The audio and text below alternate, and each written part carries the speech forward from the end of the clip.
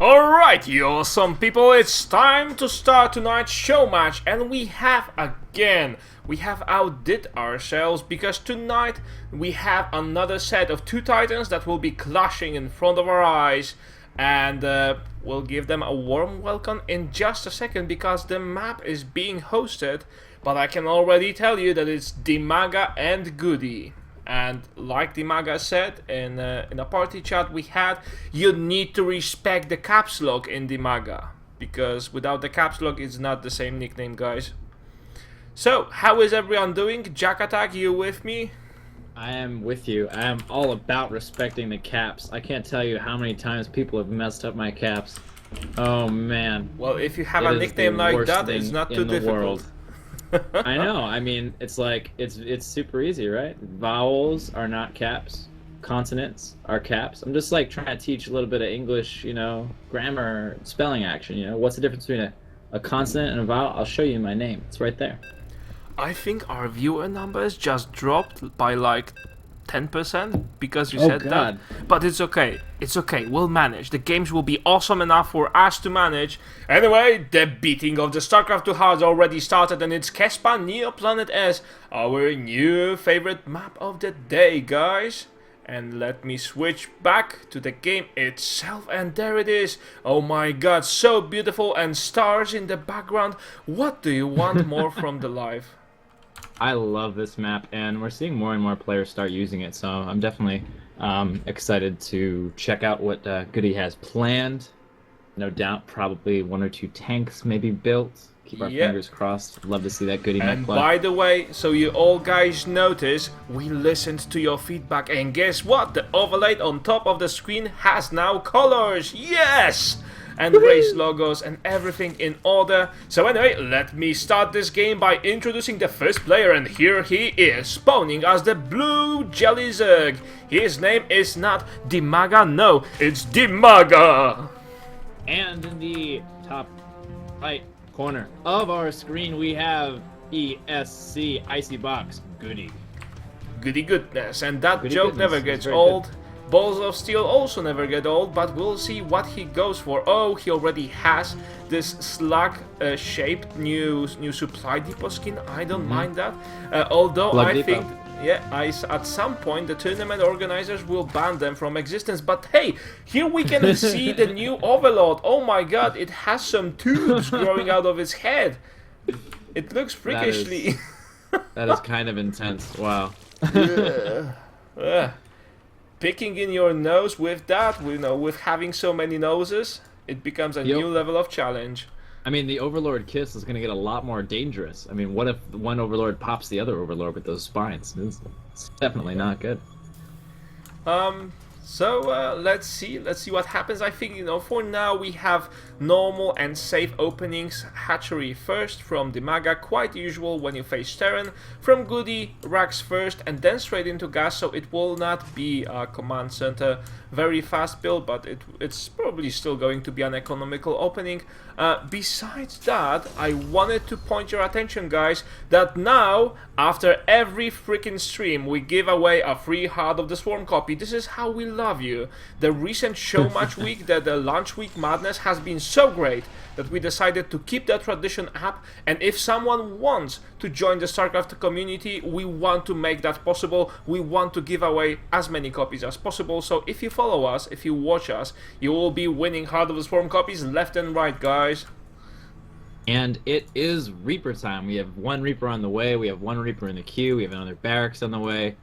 No expansion just yet, but I would imagine it'd be coming down pretty soon, so we're going to get to see a little bit of Reaper micro coming in from GoOdy, at least a little bit of scouting around. The Reaper is a lot faster than it used to be, but not quite as much DPS as before. Yes. DIMAGA gets a good scout on it though, so he'll know what's coming and be able to prepare. I already had this line of argument with Crota when we were casting, and can you imagine the briefing room when the new Reaper was designed? Hey Sergeant, hey! So, we're giving you this new armor. Wow, awesome. We're giving you this new jetpack. Wow, I will fly faster. We're giving you this medkit so we can heal while you're fighting. Oh my god, this is so good. And this is your new gun. What? A pea shooter?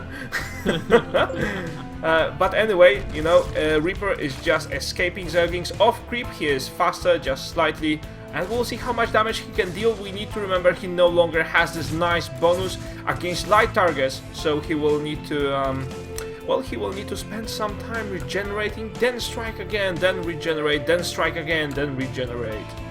Yep, he managed to get 2 kills in there, and DIMAGA with a really nice save throws one of the drones on a Vespene Geyser and just like totally negates that damage. So I mean, only 1 drone lost so far. It's pretty nice defense from DIMAGA. The Reaper production is done, so it's just gonna be these 2. 4, good God.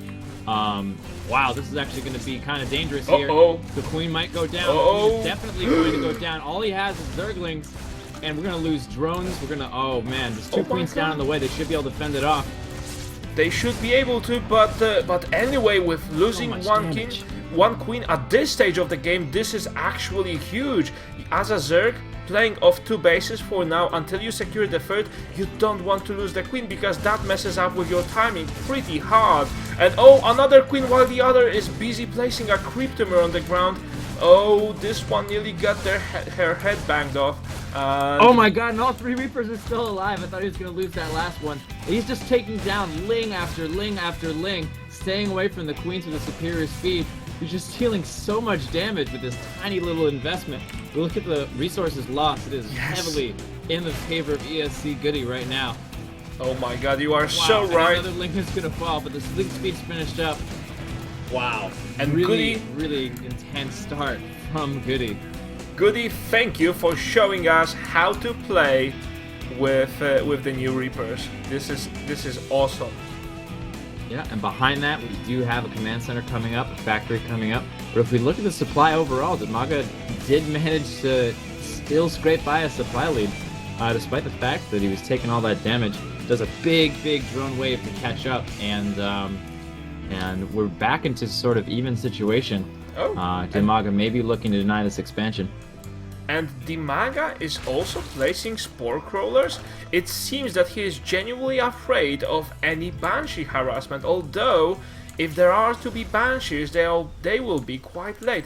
Now, normally if you start off the game with a unit that costs gas, it is very unlikely that you will go for banshee harassment, although in Heart of the Swarm so many new tactics and strategies are emerging that I wouldn't be surprised at all. No, absolutely not. You can definitely get a Banshee to follow up the Reaper harass, but the issue with doing that is it's really a lot of investment, and if you don't deal the damage, you're going to be in trouble. GoOdy with going a little bit more safe play, obliterating a bunch of Lings without any sort of issue at all. DIMAGA not doing so well on the engagements so far this game. But yeah, going with a little bit more safe play, getting the expansion up, going for 2 barracks instead of going right for the starport. And we are starting up some medevac production and creep spread on the other side. DIMAGA, it seems he feels, this guy wanted to harass my butt. Let's see how he reacts to a Baneling Bust. And it seems DIMAGA right now is just preparing for that Baneling Bust, because on the other side of the map, we have the majority of Marines. We don't have nearly anything else besides that. Yeah, DIMAGA is actually making a really cool move, moving part of his forces around one path, part of his forces around the other path, so that way he doesn't miss any sort of Zergling counterattack or anything like that. Here are the Banelings and the splits. They're gonna have to be perfect. And the Marines, well, they kind of did a split, but it wasn't enough against the Zerglings, although GoOdy was able to minimize the damage that he would normally receive by splitting his Marines. So, you know, if the Banelings would hit that that small cloud of Marines would just disappear in acid and splashes and you know, screams of anguish, but instead it just got eaten by Zerglings. Yeah, the splits were really nice, but it was just that DIMAGA had sort of overwhelming force. ESC GoOdy just didn't have enough stuff there, and the amount of Zerglings were just completely overwhelming at that point in time. Map control goes back to DIMAGA. He's going to be checking all of these bases. He's going to be continuing to spread the creep and taking a 3rd base. Alright, and like you said, taking the 3rd base, and in the meanwhile we have him going for Spire and Infestation Pit. DIMAGA, one of the players who saw that he is not afraid to use swarm hosts, so I'm just looking forward for him showing us how to do it, unless unless he's going for mutas, which he is. So he'll be going for this very old style Wings of Liberty play with mass Zerglings, mass Banelings and mass mutas, which is also powerful even more nowadays because mutas are just moving faster and they heal outside combat just like the Reapers do. Yeah, mutas in Brood War, mutas in Wings of Liberty against Terran in ZVT is just like such fun to watch and to play. That was definitely my favorite style when I was playing a little bit of Zerg. So definitely gonna see how much damage can get done. GoOdy's actually going around trying to clear up some overlords with this Viking, but yeah, that Viking is nice. Although what makes me wonder is this Raven here that. Well, now with the changed Seeker missile, if you manage to score a hit on a group of mutas, that's actually huge. Although I am slightly concerned if the mutas don't move too fast, for example. Yeah, it's very, very difficult to hit a Hunter Seeker missile. Wow, old school. To hit a Seeker missile on anything, never mind Mutalisks, but it's definitely a possibility that the mutas could get caught off guard. DIMAGA's look somewhere else for a split second and gets nailed by the Seeker missile. One of the things we do actually see a lot of single Ravens being produced in general in ZVT in high level games. What do you think that's attributed to? What do you think? I think there's a reason for that. That all comes down to countering the creep spread of the opponent. Well, one way, one way of looking at it is just the Seeker missile, which is all great.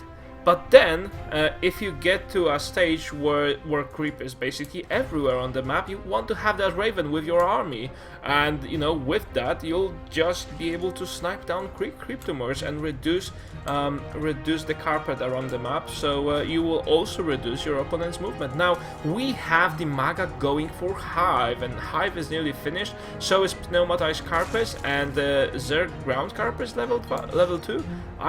I'm not really sure what DIMAGA is going for. He doesn't have so many mutas on the map, only 11, and they are very, very passive. They really don't look like mutas at all.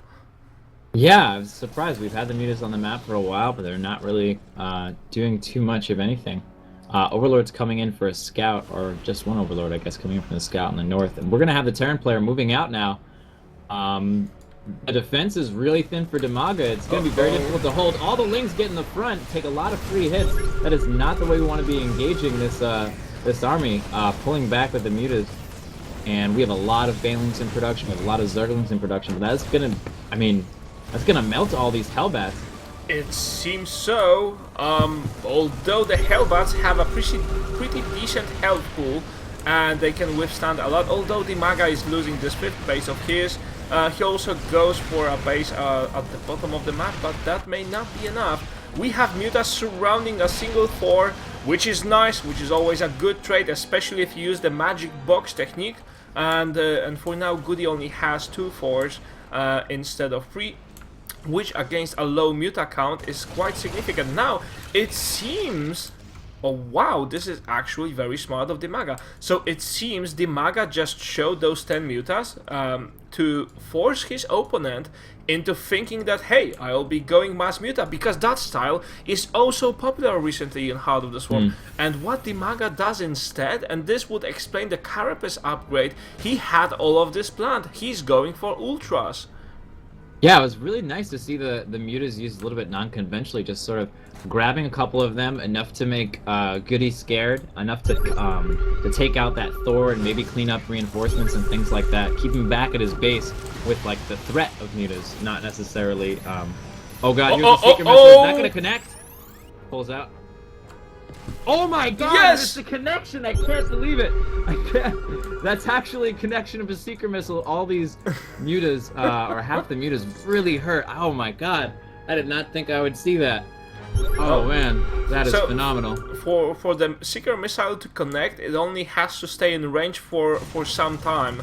The rest, once the mutas move out of the range, it doesn't matter, because the Seeker missile already tuned in to to their brainwaves. Now we have DIMAGA losing this base as well, and GoOdy is looking oh so strong right now, and he's moving on this way. Well, will the ultras be enough? GoOdy is of course seeking an engagement near this rocks. For a second there I was afraid this is a rock tower that could fall, but no. So GoOdy is looking for an engagement in some form of a choke, because that gives him a lot of advantage, and now DIMAGA will be forced to... Will he go for us? Yeah, will he go for a surround or just straight up counterattack? Oh, I don't know. He's in position to do both right now. It's really difficult to tell. But that base got absolutely destroyed. Yep, he is going for the counterattack. He's going to take out one of GoOdy's naked expansions. No, he's not, because he's just going to lift it. And that's going to prove harmful, because GoOdy was allowed to come into his base even further and deal more damage while the army was away. Oh my god, great surround on all those tanks, get absolutely obliterated out of siege mode. All the Thors are going down. Holy, you know what? How did he do it? I would say, oh my, this was great. Because when DIMAGA went for a counterattack, GoOdy thought, okay, I've got this. I will just attack your natural. And this made all the Hellbats go front. And, you know, the army composition that right now DIMAGA has, it would just melt against Hellbats with the support of siege tanks. But he just, you know, turned the table and took care of the siege tanks first, so they don't get that additional splash damage. And then he took care of the Hellbats. Oh my god, secret missile. Oh, the secret missiles from GoOdy this game are looking phenomenal. It's got a huge clump of lings with that. Wow. Yeah, just like great defense, just figuring out a way to put GoOdy out of position. Which is something that doesn't happen very often. And right now DIMAGA just runs away. He just has to run away from the Seeker missiles. He doesn't want to lose huge clumps of his units to Seeker missiles. But then I think he may just go for a counterattack. And by the way, did you notice how the amount of creep spread around the map has just lowered? That's one of other impacts of having two Ravens in your army. You just demolish creep on the way. Yeah, it's really interesting the unit composition that GoOdy is going for. He's got a little bit of everything. He's got Vikings, he's got a couple of Banshees, he's got Ravens, a Medevac. He's got a little bit of everything here. He's going to go for some harass in the top right corner. This is a big part of DIMAGA's income right now, and he's going to be losing it pretty quickly. The army's going to go over, but what exactly can he deal with Banshees? And the Banshee, well, at least one Queen kill, and also taking care of the Spine Crawlers. He's hoping, yeah, you know, whenever I run across this base, it will be easier to destroy. Unless there are any Spore Crawlers. DIMAGA also going for... 7 Spores. That will be difficult to take care of, so he goes straight for the hatchery, and it seems the hatchery... Will it fall down? Yes, there's enough DPS, and the hatchery goes down. Well played, GoOdy. Going down on Ultras, not very effective. The entire army of GoOdy gets taken out. All of these Ultras just doing work. Hey guys! Banshee's left over to clean it up. What's up? Let's hug. You know, that's, you know, the cuddle bears of StarCraft 2, the Ultras. They just want hugs. However, the problem is that right now DIMAGA doesn't have anything that would shoot up, and that's the main problem, because with such a high DPS on the Banshees, the Ultras will eventually keep losing health and then just die in anguish, because they will not even be able to hack the Banshees. And, you know, let's see what counters does DIMAGA have for that. He's going straight for Infestor right now. That's... and he didn't go for the research, so he doesn't have the pathogen glands. Oh my god. Yeah, really interesting move. Maybe he's planning on using the Infestors sparingly, so he doesn't want to invest too much in the upgrade. He's just planning on getting a couple of Infestors, and that's it. But he's got 4 more on the way. He already has 5 on the field. That's quite a bit of Infestors. Not going to be the upgrade. Maybe a mistake there. Banshees wailing down. These Queens are not going to be enough to deal with these Banshees. And Infestors don't have the energy, so they can't shoot Fungals right now. And DIMAGA probably realized, holy smokes, I've made a critical mistake right now. I better run away. Although taking the claim of this land in the name of Her Majesty, the Queen of Blades, was quite cool, we need to admit. Yeah, definitely. Really, really exciting back and forth game we have going on here. But I'm surprised he's just going with... Oh, okay. he's building 5 queens at a time right now, and he's upgrading missile attack. He's going to be just going with a lot of ultras and queens, so he can use the transfuse on the ultras, and he'll have the anti-air from the queens. But the number of Banshees is going to be really difficult to overcome at this point in time. 11 Banshees. Yeah, that's a very risky style of play. That's a very risky style of play, unless he manages to land some very nice fungals. And, by the way, with Banshees, it's quite possible because they stay clamped up in the air. So let's see. Oh my god, this fungal! Right, holy shit, this is huge. And right now, GoOdy will just lose all of these. Will there be additional... coming down again on Ultralisk, not that effective. Oh my god, and it's only the Thors left. It's Thors versus Queens and 1 Ultralisk just being transfused. Not that time. I don't believe this. Oh my god, and GoOdy may still take this game with only 2 Thors remaining after this huge engagement. DIMAGA with a stellar fungal. I mean, right now landing a fungal like that is heavy. So this is some heavy skill business, because right now the fungal just flies so slow through midair that, you know, it's like aiming with your sneeze to the bowel of your neighbor at table. Just like the sneeze. And you know, perfect. It is very difficult, and he landed that on top of the Banshees, and that took care of most of them. And even after that, GoOdy remained with 2 Thors, and there were only queens to take that forward. Yep. Ultra, Ling, and Fester still strong in Heart of the Swarm, was strong in Wings of Liberty. And he's going to be trying to do a little bit of damage to this expansion, but... However, I don't recall... No, here it comes in. No, he's got the Ultralisks here. You may have enough to crush through these Thors. Yeah, and the Banshees are busy with Zerglings coming down. Well, is this enough? I'm so anxious. I think the space is going down. It's gonna be really tough.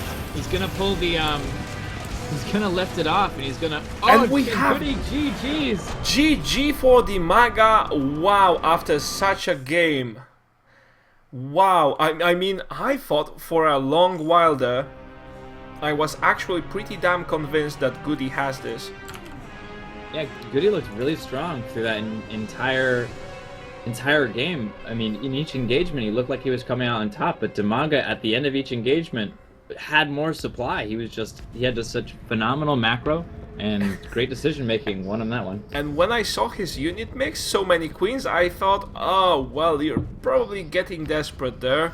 But it made perfect sense when the engagement came. And by the way, the Banshees were just unable to focus the Ultras because there were too many infested Terrans and Zerglings running around. So anyway, what a game to start off the series. GoOdy losing first point, and then that point is claimed by DIMAGA. Let me just make sure everyone is in the lobby. I won't be playing GoOdy, that's for sure, unless DIMAGA tells me what to do. A word of reminder for you guys. Well, first of all, with me is Jack Attack, who's my nearly regular co-caster, and who we intend to make a blast. But then also one thing you need to remember is after every single stream, just to celebrate how awesome StarCraft 2 got, we'll be giving away a free Heart of the Swarm copy. And this is no joke, guys. After every freaking stream, there is a Heart of the Swarm copy for you. Not to every one of you, because we got up to like 2,500 viewer numbers. Oh yeah, we don't have that. Yeah, we don't have that sort of a budget. I'm sorry. We would love to, but we don't. And you know. Anyway, for one lucky viewer, after every stream, we'll giving out a free Heart of the Swarm copy. The viewer is just picked at random by my randomizer 2000 that I have installed on my Chrome. So anyway, 2000, you gotta upgrade that. You gotta get the 2010 model. It's much nicer. Nah, that one is way more stable. I agree. The older version is more stable. Yeah, that's Oh my god, I had the most sexist jokes of all times just in my head right now. And you know, just on working on my professionalism, I managed to keep that inside my head. That's good. That's good. Cool. That's one step in the correct direction. We'll continue taking those steps. Very good. So anyway, guys, if you have any feedback, please share that on the stream. You can just type in on the chat and let us know what you feel about our casting. You can also go to teamliquid.net. There's a stream thread I have going there, and in that stream thread you can always post feedback. We already have like 11 pages of feedback there, all awesome pieces of advice that you know how to make the show better, and we intend on implementing them step by step. So so keep the feedback flowing, guys. We have our hands full of work, but we intend to be better and better every time you watch us. Yep, and it's just so cool to be giving out a copy of Heart of the Swarm every stream. It's just really, really cool because then you guys can play the game too. I mean, it's a great game to watch and it's really fun to enjoy from a spectator's point of view, but it's also really fun to play. So any of you who are not really sure if you want to play the game, definitely get out there and start playing. It's some people make it out to be a scary thing, but it's just one of the most fun things that you can do, in my opinion. So when you lose at Starcraft, it's like one of the worst things that can happen to you in life. When you lose. When you win at Starcraft, when you win your first game, then your first 10 games, then your first 100 games, you will feel like, oh my god, I'm the freaking king of the universe now. Because this game just feels so difficult. It isn't, in fact, it just takes some practice and some getting used to. But once you start winning, once you get a knack of the game, it is the best game to be playing out there. Absolutely. Oh, DIMAGA is watching a replay. That sneaky guy. I mean, it's a smart move, checking out the replay in between games, seeing where you can improve and things like that. Yeah. I mean, that's interesting. In my experience, just watching tournaments, some tournaments will allow the replay watching, some tournaments don't. I think it's kind of cool allowing the replay watching because it allows like the players to learn between games, and we might be able to see some sort of things like that go and improve. I think so too, because sometimes your game making only one mistake costed you the whole game. So reviewing the replay and checking what you did wrong just helps you out. And by the way, with this resume replay feature, if this wasn't a tournament, if this was DIMAGA and GoOdy just practicing against each other, they would be able to scroll to the place where perhaps GoOdy thinks that, you know, the things went wrong, and they would be able to resume from replay and you know, see how it would play out if they change something in their game style at a given point. So you can play out those multiple scenarios, and it is so awesome for becoming a better StarCraft 2 player. Absolutely. Especially when the professional teams really start sinking their teeth into that ability, it's gonna be we're gonna have a big growth in skill from professional players and professional teams. And I'm already afraid of Koreans, and also I kind of wonder, should I go for a plastic surgery just to change my eyes slightly and and make them more like Asian ones, because you know, it would give me more respect, don't you think? No, I don't think the eye change. No, I don't. I think probably just work really hard and you will be good, and then you will get the respect. I think that is the formula. What? Why people say racist jokes? This wasn't a racist joke. In fact, I hold... What was that? Nothing. In fact, I hold Koreans and Asians in the greatest esteem because, first of all, they've managed to start off a culture like 2,000 years ago before anyone else, and now they are the best at StarCraft. So it wasn't a racist joke at all. It was just trying to be more like them. I'm hyped by them. Yeah, no offense meant by Mr. Yekman, of course. Ever. I mean, unless we say offense meant afterwards, in which case, no, we mean to offend you. But I don't think that's part of the program. Let's drop the topic, shall we? Definitely a good move. We're gonna be playing on Akalon Flats, not Akalon Waste. So that means the collapsal rocks at the third won't be there. Probably likely gonna see the vertical bases be taken rather than the horizontal third. I definitely like the vertical bases, meaning just going up the side. That's personally my favorite kind of a play. GoOdy has his official GoOdy spot on this map, though. We'll be able to show you what that is once we get into the game. Since the where game official hasn't good spot started yet, is. let me show you something I have. Oh my god, this will get you hyped, guys.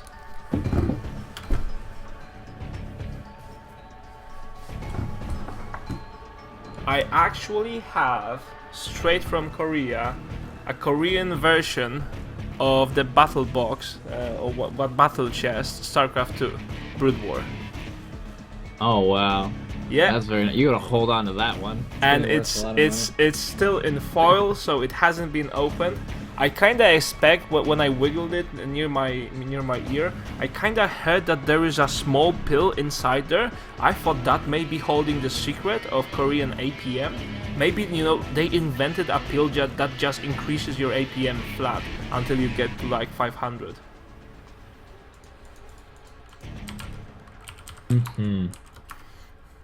So it looks like, hooray! ESC gotta go, DIMAGA go. Yeah, Gwen ready. Back attack ready. Game beginning. Alright guys, we are starting. And by the way, some of you are asking where did I get this? This is a present from a friend of mine that happened to live in Korea for over a year. And he just brought me that back. And he said, you know, I know you kind of into StarCraft. And I said, yeah, I'm kind of into StarCraft. And he just brought me this huge packet. So anyway, let's get to the game itself, guys. And here we have ESC GoOdy spawning as a red Terran in the bottom right corner of the screen. And in the top left corner of our screen, we have the person who defended against all of the attacks of GoOdy and came out on top in last game. He is ahead 1-0. His name is DIMAGA. Exactly right, and we need to remember it's DIMAGA in capital letters because that's right. different from DIMAGA. It A is little bit more spelled, aggressive. yeah, DIMAGA, you know. it is pronounced differently, you know. Instead of saying DIMAGA, you say DIMAGA or something like that. Absolutely. And by the way, I love the caps. You what? I love the caps. I'm all about it, you know what I mean? Everyone's got their own little, you know, Noni, capital N-O-N, and then capital Y. I thought you were talking about cats. Oh, I also love cats. I've got 3 of them. They were sleeping on the bed, but I kicked them out of the room so that they wouldn't be meowing during the cast because I'm a professional. Was that a cat meowing that we heard the noise, or was that you? What? No, I don't meow. I don't even know how to meow. There must have been a cat outside the door. I mean, I'm a human being. I don't know what I can't make meows. Well, I'm not so sure about that.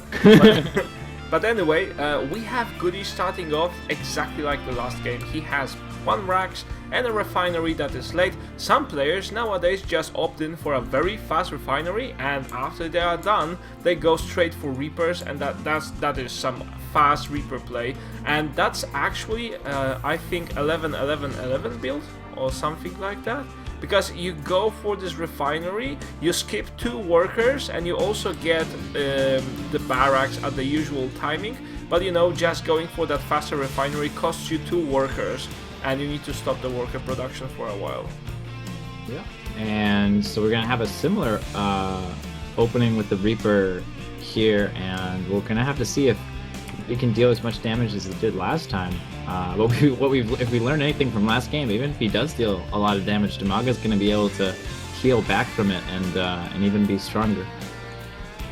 Alright, just a reminder, guys, this is what you're watching right now is a weekly series of show matches. We do this every Wednesday, and we shall do it until the end of the year, until the universe collapses in itself with the best players from around the Europe, and hopefully later on from around the world, as our web of interest expands. And now we have the Reaper just making his way across the map, checking how to shoot this new pea shooter he got for a Christmas gift. Up, the Reaper's gonna come in. He's gonna get a free drone here, looks like. Oh, why did I say Wednesday? Sorry. Yeah. Monday? Yes. Yes, it is Monday, guys. Welcome to Monday. It has been a surprise for me as well. And this Reaper right now trying to micro, but as we notice, there are no 4 Reapers like the last game, so GoOdy is playing sort of a small mind game with DIMAGA, just showing him, hey, you know, this is This is my Reaper. The last game I shot down your queen with 4 Reapers. Will you try to defend from that? Will you be overcautious, or will you just go play standard? But you know, hey, you don't mess up with DIMAGA like that. He's of course prepared, and he's not afraid. He will deal with it if it comes. If it doesn't come, then yeah, he will just continue to do whatever he does best. And we have an armory. This indicates either A, some very fast foreplay, but I don't think that force right now are Probably not. Yeah, right now are an option. Although I've seen that once in a big tournament, just going for proxy force. Oh my god, it just ripped the opponent apart. But besides that, we can also deduce from this it's going to be a Hellbat play, probably straight into a drop. Yeah, looks like... Looking for that starport right now. Am I missing something? Let's look at the structures tab. No starport just yet. Hellbat drop is really strong play to make, but it looks like there's going to be some sort of a push with Hellbats instead. But DIMAGA is also going for something cheesy here. He didn't went for the 5th base, and instead is opting for the 2 base Zergling play. Now we don't have. Oh, he might get caught here. He's in a limbo line. This is not a good place to be engaging. Uh-oh. The ship's crossing in the night. He's just gonna go right by him. This is a Zergling run by. This is wow. Okay, so they're both gonna try to deal as much damage as they can. The DIMAGA open on this base though to take a lot of damage. Yeah, but Hellbats are easy when you know.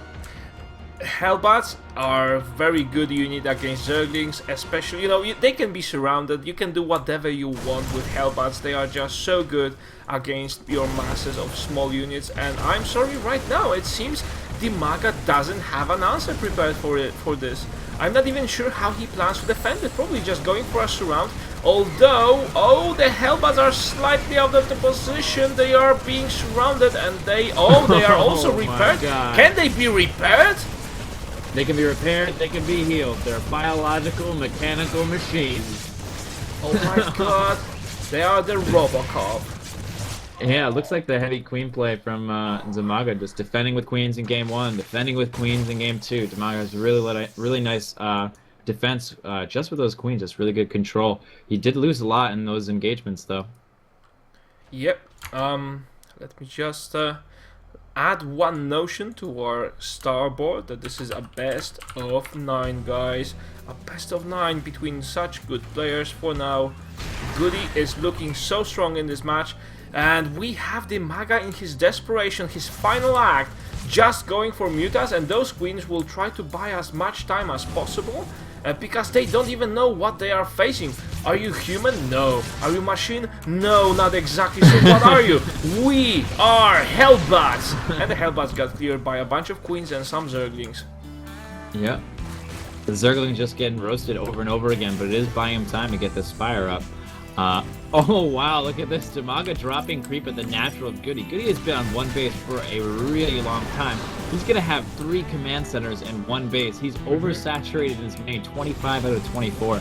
And he just keeps pushing forward with these Hellbats. I don't know how long he can keep doing this. Well, of one base, it's kind of hard. Now, this one single Marine, 5 hit points of 5, you know, on 45 maximum. If there was visible damage, then it probably would be just one leg with a rifle attached to it, automatically firing. But yeah, GoOdy right now trying to secure this natural, but it seems DIMAGA will come out on top because he already has mutas. He already has 7 mutas in production. I'm not sure that this is a good idea to go with the Zerglings now, unless DIMAGA just wants to check if the new physics engine is as cool as everyone says. And yes, it is. The bits of Zerglings were flying everywhere, but I'm not sure you want to sacrifice a game just to check that. Yeah, and the unit count, we got more mutas coming in. We're going to be at 8, and there's...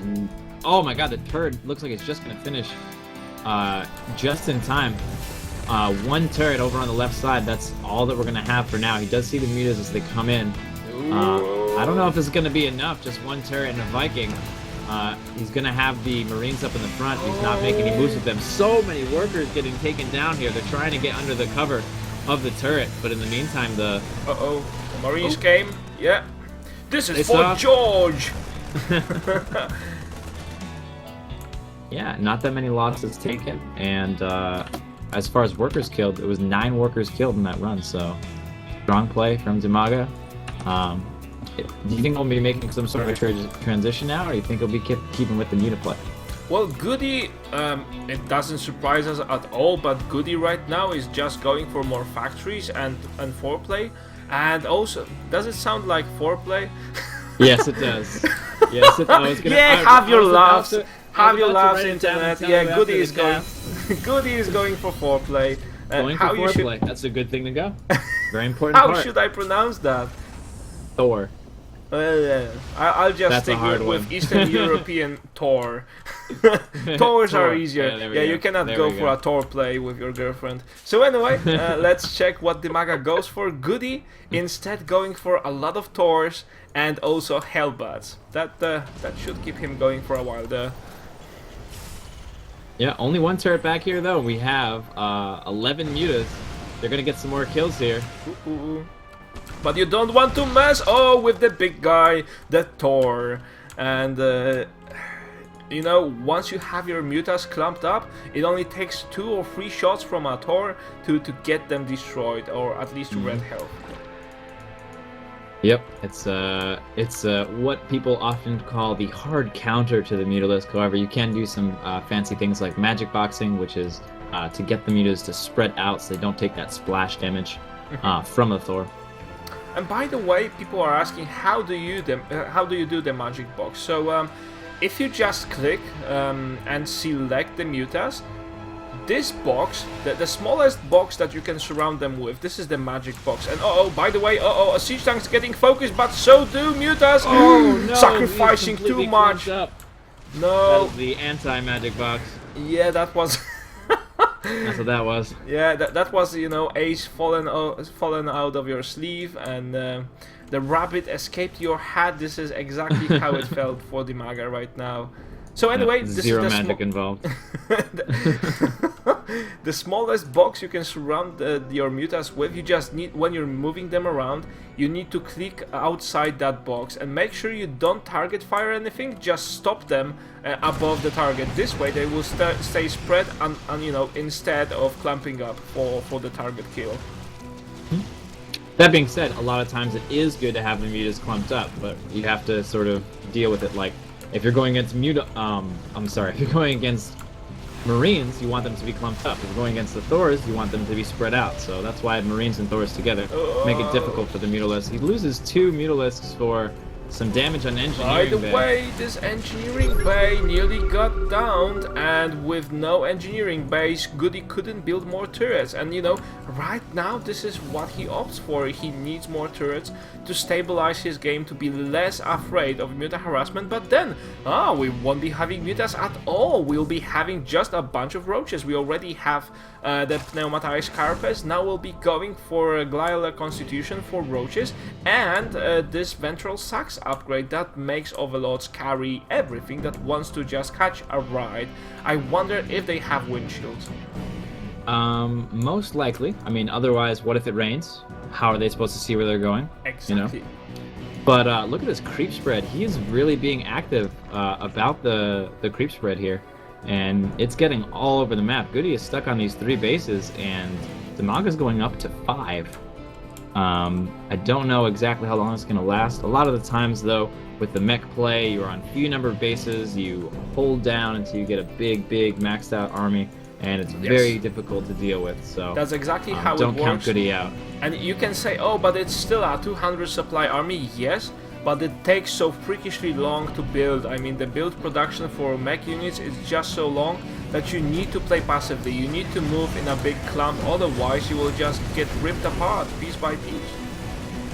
Yeah, absolutely. And DIMAGA making a really nice response to this by just taking the map, spraying the creep, taking extra bases, so that way he can combat that really strong army. And looks like we have a drop loading up, getting ready to go here.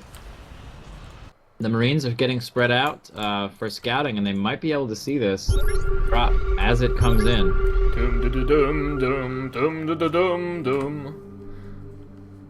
He did catch that with a scan, so he knows the drop is coming. Well, yeah, if he knows it's coming, is he prepared to defend it? And then, does he know what is actually in the drop? What's in the box, I mean? Yep, he's getting his siege tanks in position. And yeah, he's not really defending this lower area, but it looks like he's gonna be just in the right position for this. Oh, well, the Vikings are gonna take at least one down. Here come the roach drop, but they're all on the low ground. Not many stuff on the high ground. Here we go. We have the roaches taking out the tanks pretty quickly here. But the force remained. And from high ground they are able to deal so much damage, and there are not too many roaches left. And do you see that? 35 hydras right away from DIMAGA? This is getting crazy. So DIMAGA just showed, oh, I have failed that drop. Oh, boo, haha, hoo. What will happen now? And this is actually a huge deception, because while DIMAGA is showing an possible opening for GoOdy, GoOdy feels comfortable. Hey, I've beaten his push, woohoo! Now DIMAGA will just go for a bunch of hydras, and it seems that GoOdy may not have the numbers or the DPS to take them down. You know what's really funny? He's scanning to kill creep tumors when he has as a raven with his army. So used to having to scan to kill creep tumors that it's become a reflex that is still happening. Here we have the engagement though. Hyperlists tend to do really well against mech units, and they're being vaporized right now. The concave is in the favor of the Zerg player. Oh, this is not looking good for GoOdy at all. Everything's falling very quickly. GoOdy's forces just have been evaporated. Now DIMAGA has to be careful not to engage on the ground, which is covered by the siege tanks. He needs to be patient now. He has dealt so much damage with that counter attack and just catching that counter push that if he loses that, just being overly aggressive, it would possibly mean a loss. This is a very subtle way of playing Starcraft 2, but DIMAGA, it seems he has a perfect hang of this. Yeah, and taking out that expansion was huge. We have GoOdy all the way mined out in the main, almost mined out in the natural. And his third base is really the only thing that's having a big income for him right now. Losing that base, not being able to get it up, is really a big blow to him. Yep, you're exactly right, and GoOdy is basically stuck on the 3 bases that he has. He tries to secure the 4th, but again, we can see DIMAGA swinging around, and he will take advantage of this, because if GoOdy is spread out too thinly, DIMAGA will just attack from one side, claim a couple of losses, perhaps a command center. It seems he's going for that. Not looking good, and GoOdy is just, he's just returning to the battle, and it seems it's going fine for him. Good location. And we have, wow, did you see that micro from DIMAGA? He picked the Hydra that was targeted by the Seeker missile, and he ran away. It doesn't speak too much about the morale of that Hydra, but still save the rest of the guys. Yep, jumping on the grenade, as it were, did that Hydra, and it looks like, really good tank positioning from the high ground. GoOdy's going to take this expansion, and he's back in this. Oh, do you see? It brings a tear to my eye. Do you see what we have them on the map? We have some Vipers. Yes, Vipers, and not only Vipers, we have Swarm Hosts on the way. Swarm Host upgrade. We have all kinds of other upgrades happening. We're going to be 3-3 very soon, it looks like. Why do we have a huge forest of spore crawlers on the map? Is that to feed the Vipers? Because normally what players place is just some evolution chambers. Yeah, I think that I've seen spore crawlers used on the consume because the spore crawlers can move. So you lift them up and move them around, and because they have a faster burrow-unburrow time than the spine crawlers, you use the spores, and you just keep them with your army so you can always have your Vipers at maximum energy. And now GoOdy realizes that he has to move out, because with that many swarm hosts, and the mines, and the mines, wow, that was so close. The mine could go just straight for the Vipers. One mine, I think is it enough to kill off a Viper? No, it's not, but 2 mines most definitely so. And right now Goody just trying to catch the timing between the spawns of the locusts, but no, it's too late now. I'm sorry. Will he manage to take this though? I think that right now we should have the swarm host evacuating. Oh, look at those transfuses in between the two hits from the seeker missiles. Keeps everything alive. Well played. Oh, DIMAGA looking so good in this show match, guys. And Goody with just a bunch, 10 Widow Mines. That is huge. That is beyond the numbers we are used to seeing. And now the Force at this, at the front, they just try to keep up the DPS. They try not to lose too much of their numbers, because if you start trading your units for a free unit that spawns off of a swarm host, you are in deep trouble. Yep, a huge advantage of the swarm host. Just keep those pushes coming, keep the player occupied. But I mean, swarm hosts aren't dealing any damage with this tank lineup. Will it change if they go? They entered the scan range. But then again, does it matter really? Goody will be forced to reposition himself, and oh my god, and a Raven and a 4, both of them getting picked off, and the Viper is getting focused by the Vikings, but that's not enough. There are so many Hydras there up the high ground, and DIMAGA doing a stellar job with usage of those Vipers. Yeah, really fun Viper play here. He's up to 6 Vipers now, so he's really planning on using it as a core unit in this composition, pulling tanks, and even these Vikings coming in, getting pulled and picked apart really easily by all these Hydralisks. The tanks are in range now, though, and the Hydralisks are almost all gone. This is looking really nice for Goody, actually. Yes, Goody has run out of his patience, because DIMAGA is just timing his attacks perfectly, timing blows so they hit right when there is a new wave spawning. And right now, one queen sacrificing herself. We see her dead carapace spread around the ground like a nice starfish. But Goody eventually got the better end of the stick. Yep, just really good timing to move out there. Got everything in position.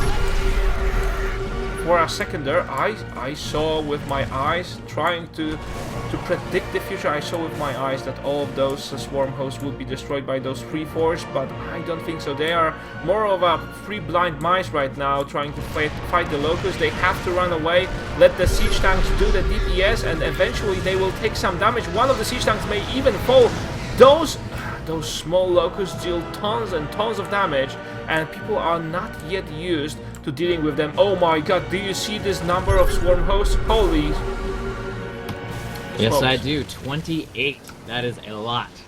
That is a lot of swarm hosts. And we're getting to the point where they're actually getting through the tank line and dealing damage, killing a tank, killing a unit here and there, dealing some damage. All he needs to deal is some damage, and it's worth it. Even one hit is still worth it, because it's more than it costed. And now the swarm hosts are engaging Goody's army, trying to fight back, but will it be enough? No, the forces are dying left and right. Pieces of hardware dropping everywhere. We see small cogs rolling around the ground and siege tanks being picked off. This force says, oh, hey, what's that? Oh, no! And the swarm host pretty much taking care of all of the army that Goody had to throw, although there are so many siege tanks supporting this. But then, with just siege tanks, he is not able to deal with that line.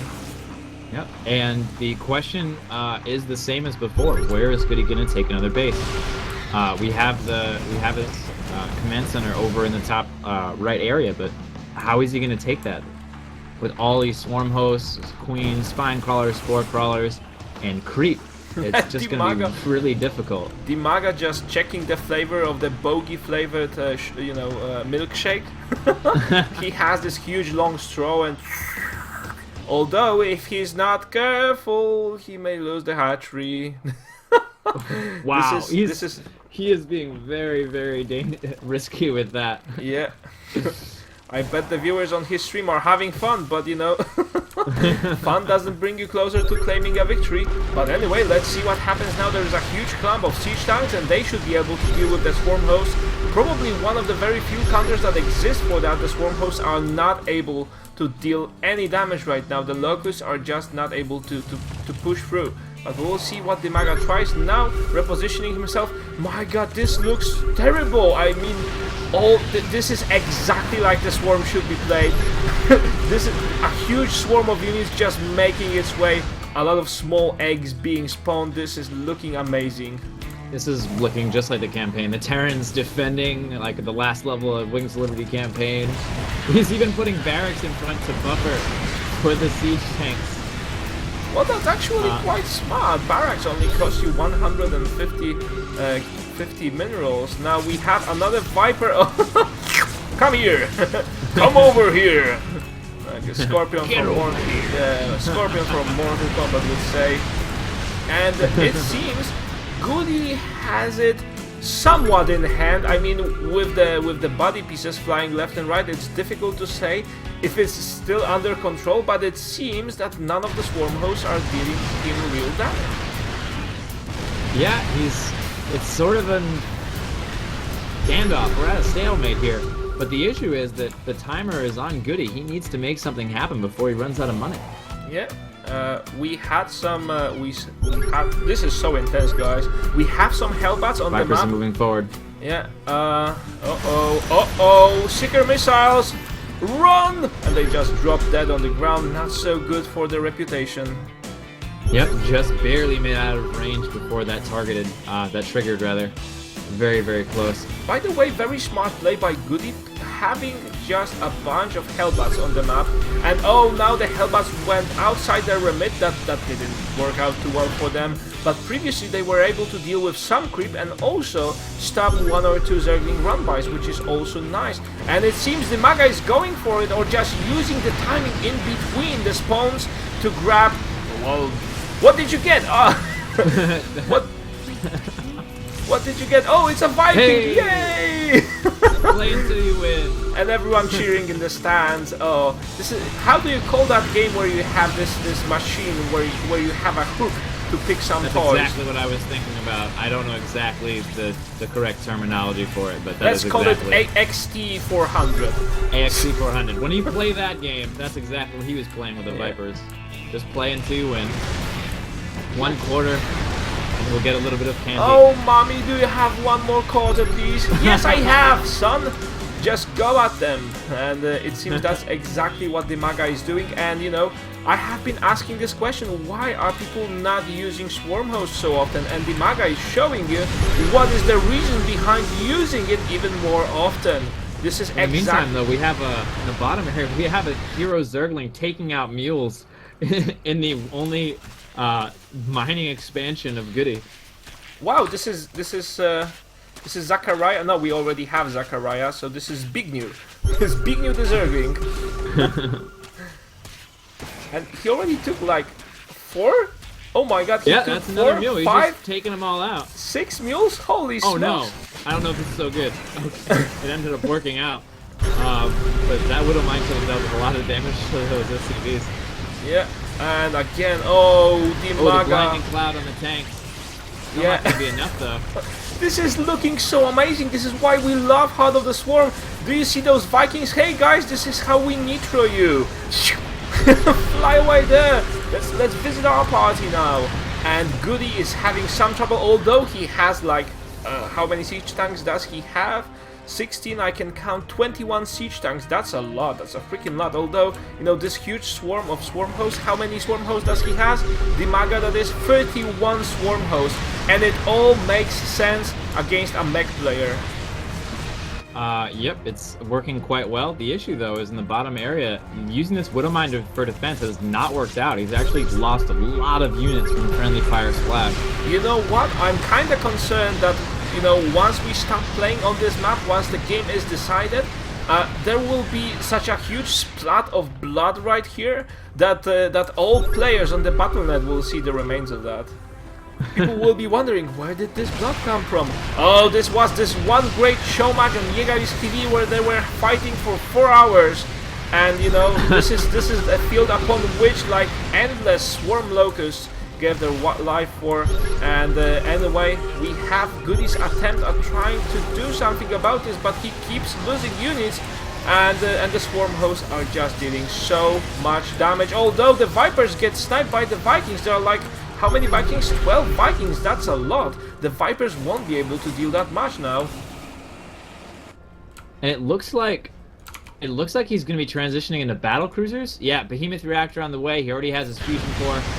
It looks like he's going to try to switch into battle cruisers to deal with this. 6 more Vipers on the way from DIMAGA, so he's just looking to go even more heavy into the Vipers, as many as possible. And now the standstill is coming to a close because GoOdy is running out of minerals. He has to secure this base here, and it seems the DIMAGA is not contesting it at all. I am kind of surprised by this.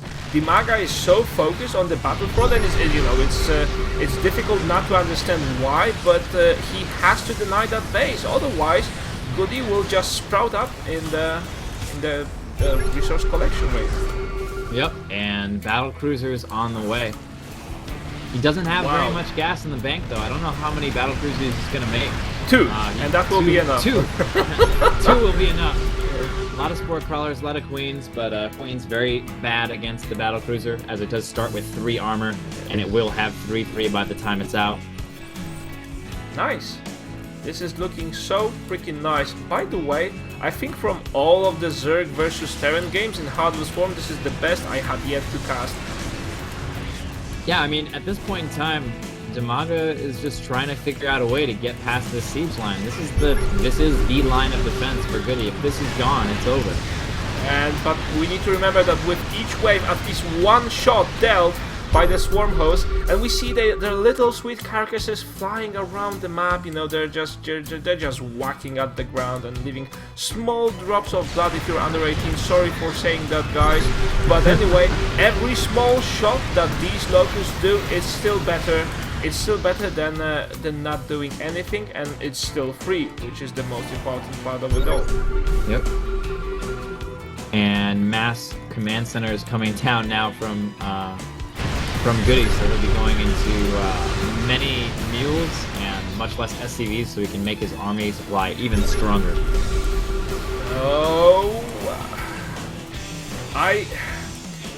It seems GoOdy has this stabilized, but I'm kind of worried that there is just too much swarm locusts on the map. We are up to 36 right now. This is just getting too much for GoOdy to handle, and right now the Vikings, the numbers of Vikings are just dwindling. I mean, there will be replaced with battle cruisers, but the battle cruisers may not be enough.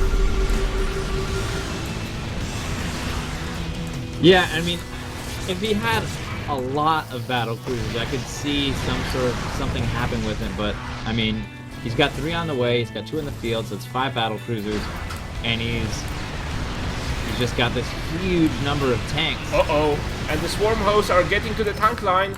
The DPS on the tanks is just dwindling right now, and there are not enough siege tanks. You know, slowly but surely, the siege tank number has dropped, and even with 2 siege tanks lost, it's enough. I'm not sure why does the DIMAGA drop those fart clouds outside siege tanks, but you know, it's okay.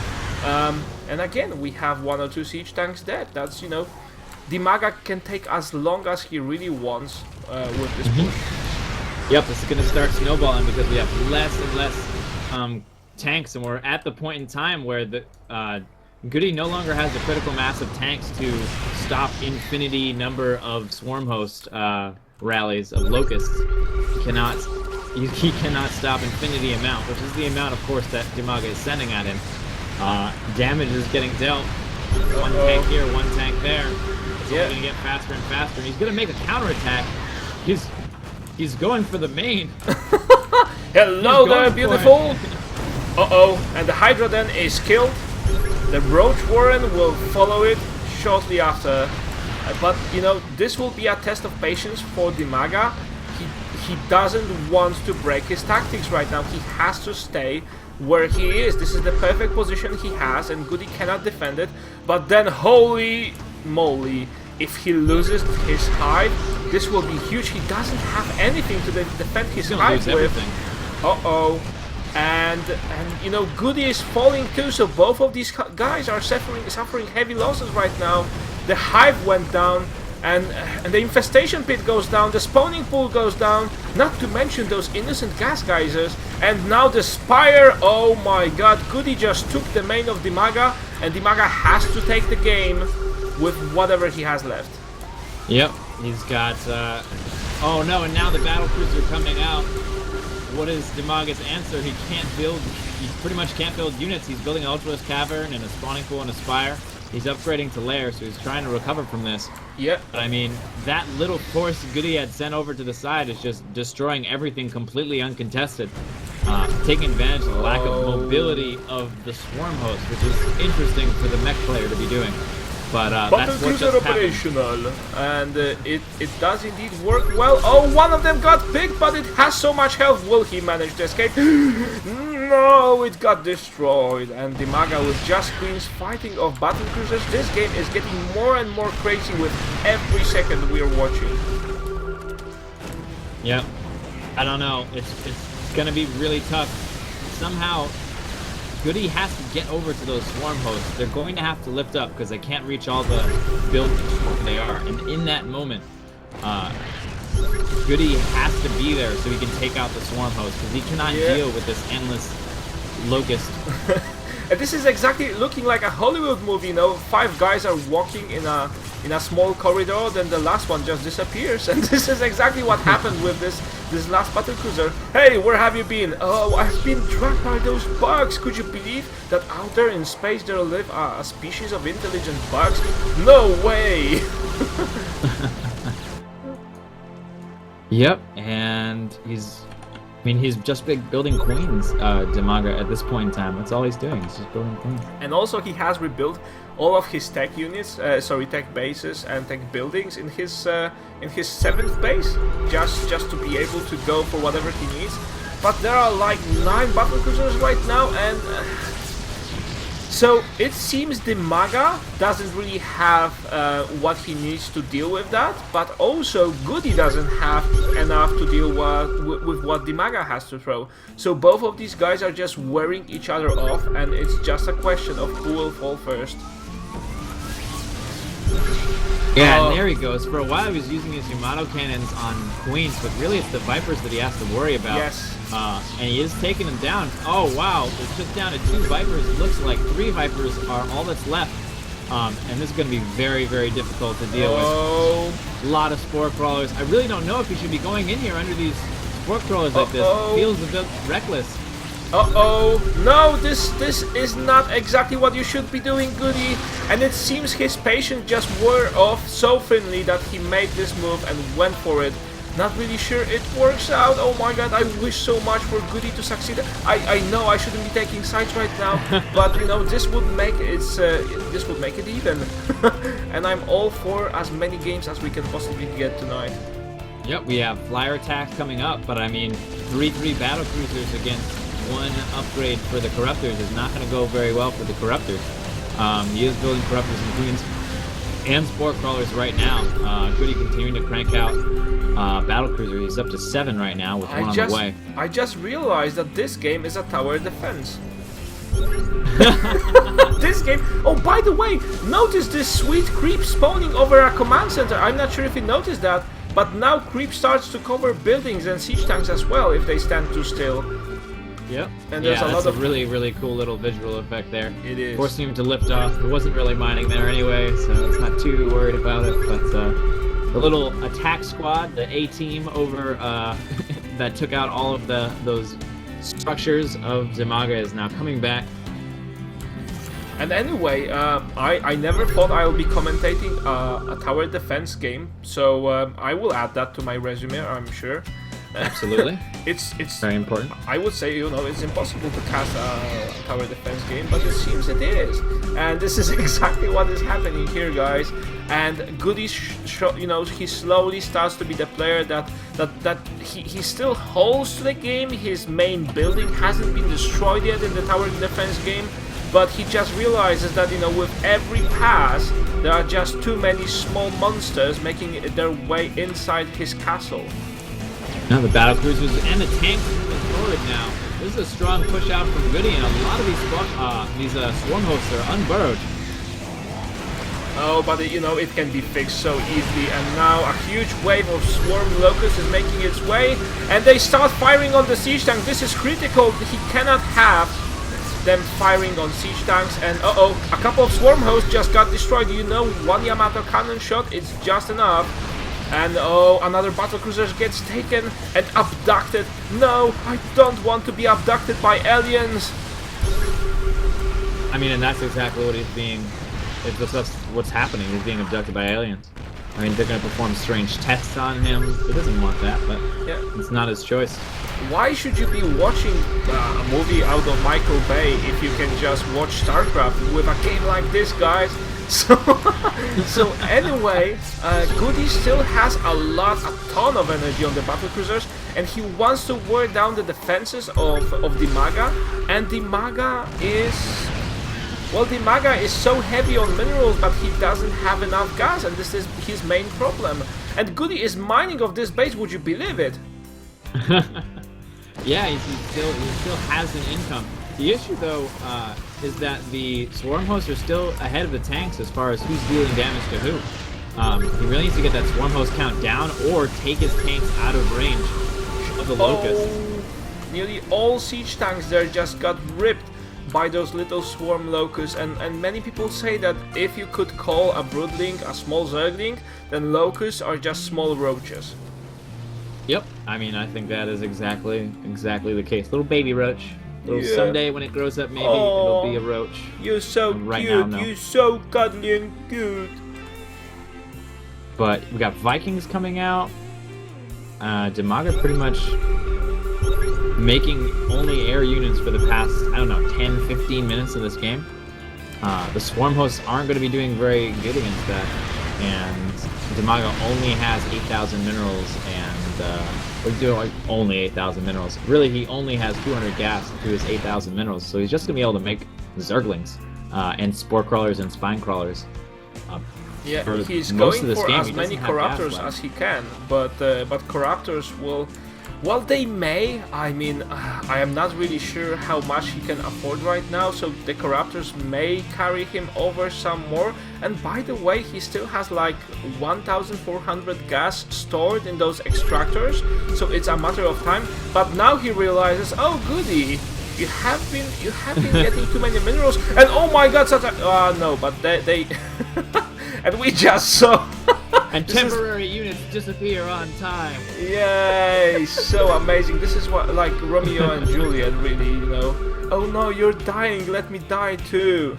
And splat both the mules and the swarm locusts go down. Because this is and he's going to be taking out some swarm hosts here. Oh, nice! A lot of swarm hosts going down. DIMAGA cannot afford that. Really good for GoOdy. DIMAGA cannot afford that, guys, because if DIMAGA loses the swarm host, he will not have enough ground DPS to deal with the Taurs, and we have 6 Taurs on the map. It doesn't seem so significant, but when you consider that corruptors don't shoot on ground, it can be enough. And right now the swarm hosts are getting destroyed, and it's, you know, it slowly starts to look in favor of GoOdy. Yeah, GoOdy's got the advantage as far as army supply is concerned.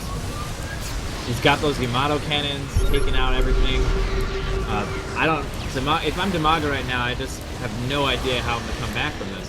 Exactly. And this game is getting even more crazy, if it was possible. And GoOdy seems to realize his advantage is going for even more force, but he doesn't have the necessary gas, and he doesn't have so many minerals. But let's discuss that later. We have battlecruisers losing their numbers, or at least losing their health. Here. Oh, he's gonna pull back. He just pushed enough to kill off a couple additional swarm locusts. So right now we are down, swarm hosts, sorry guys, we are down to 10. Only 10 swarm locusts, swarm hosts left, and that's not enough to deal with the force, and the Taurs now just go away. And we have 2 Vipers left. DIMAGA will need to stick to producing just Zerglings, but then the Zerglings will be an easy target for the battlecruisers. So who will remain here? This is getting so intense. There are no more. Last battle, DIMAGA GG. Oh! Wow! Holy smokes! This was the best ZVT I have ever casted in Heart of the Swarm, and probably the best ever. That was almost every single mineral patch and every single gas geyser. Yes. That was almost there. And you usually think, oh, I hope I won't be casting a game like that. But with this game, with Heart of the Swarm, it actually is a non-stop action game. It doesn't it doesn't change anything, you know. It's still so freaking entertaining to watch. It's not like two players camping on their bases. No, this is just, you know, making those little adjustments and trying to mess with the head of your opponent. This is so awesome, guys. So anyway, I wanted to remind you that at the end of the stream, this is a best of 9 series, at the end of the stream, we'll be giving away a free Heart of the Swarm copy just because we love you, and you are so awesome for watching us and for supporting our being here on the Starcraft 2 scene. This is the best community ever, so let us, you know, help us make it even better, and let more people join the community. This is why we give out so many copies. We've given out already like 20. And we intend on keeping them going in your direction, guys, because we need to make this game bigger and bigger. So anyway, we'll be back with you after the players host the next map, after a short commercial break. So don't go anywhere, you're watching GoOdy TV.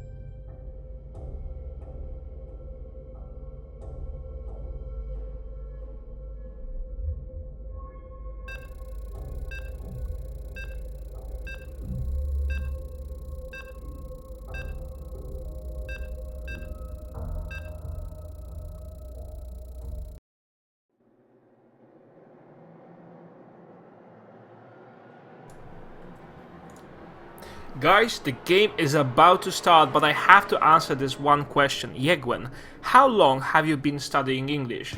Not a single day in my life, my friend, and all of this, all me able being to be again. See, this is why this happens, because I haven't been studying properly. But anyway, jokes aside, I have not been studying English. When you learn English at school, it's crap. It's boring and it's useless. You learn grammar that you need probably 20 years after that, and instead you should start learning how to speak properly. And that I've learned while I was leading raids in World of Warcraft with my guild.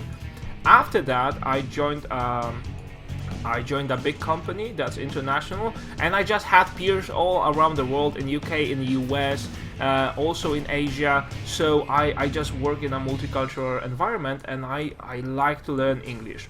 So that's the secret, really. No teaching, no studying, just using it in practice a ton. And anyway, let's start the game itself. We have GoOdy starting with a very peculiar placement of his barracks. It's alright, you know, it will make sense because we'll put down two more supply depots, but I'm not sure why did he place this here. I think this happens sometimes when you realize that I won't make it to the front of my base, and this is why you prefer to place the supply depot wherever instead of being late with your build. Anyway, DIMAGA going for a hatchery first game, and I just wonder what he will go for this time, because DIMAGA is one of the players that likes to play off two bases. When you see majority of the Zergs starting off games with securing the third hatchery, TLO even goes for the third hatchery before securing a spawning pool. That's crazy, but anyway, my good friend Jack is here with me to talk more about Indeed. it. Of course. Man, I just want to talk about that match that we just came off of for a second. Holy crap.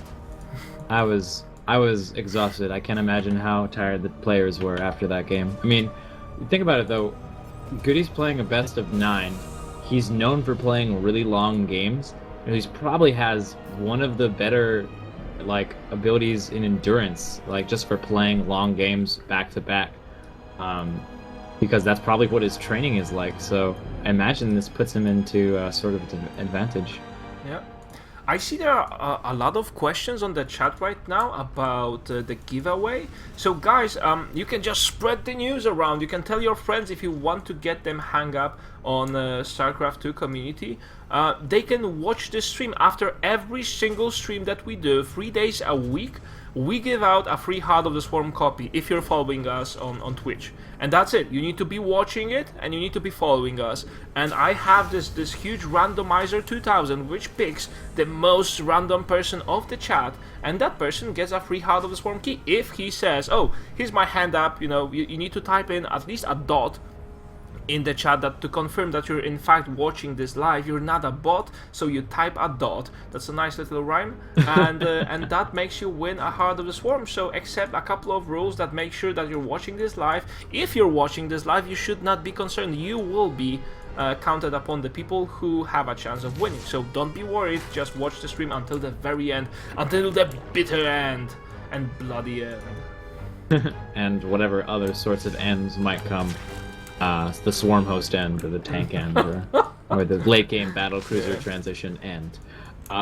200 supply worth of Swarm Host, and then just one cleansing wave throughout the whole map, and that's it.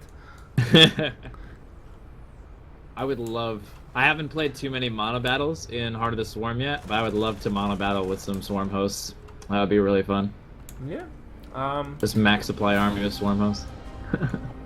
I'm afraid then you would have some trouble if he produces a single Banshee, but Oh wait, have you not played mono battles before? Like team mono battles? I've played some, yeah. Yeah. So I would have a teammate who would obviously have some sort of right. That'd be all set. Play 4v4. So much fun. Once I played and I said, you know, the mothership, and every single opponent just jumped on me. There Yeah, was no yeah. way of defending my base. Just everyone attacked me until because I should not get a mothership at all. No, it's almost as bad as warp prism. It's like, oh god, I have a warp prism and that's it. That's all I can do. I can do warps with Nothing. yeah. At least my unit looks cooler than yours.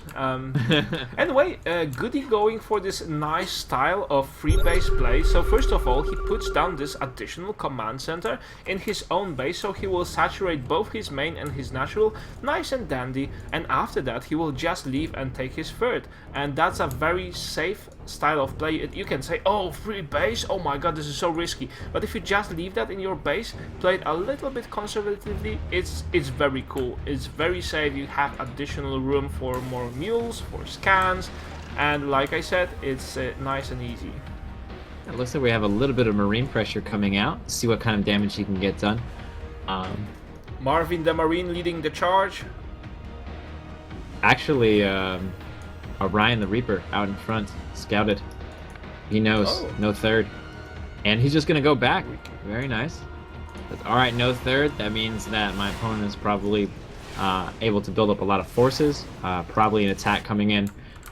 If you're a Terran against a Zerg and you scout no third and it's 8 minutes into the game, that you know that there is an attack coming. And DIMAGA is going the style of play which we have seen of Snoot, I believe, with like 20 roaches attack, which will happen around 9.30 minute mark. This is actually very interesting. Not too many people play that right now, but there are a couple of aspects that made this build more popular. Of course, it was still possible during the Wings of Liberty, but now if you go for pneumatized carpets, that's one nice aspect of spreading your creep even nicer around the map.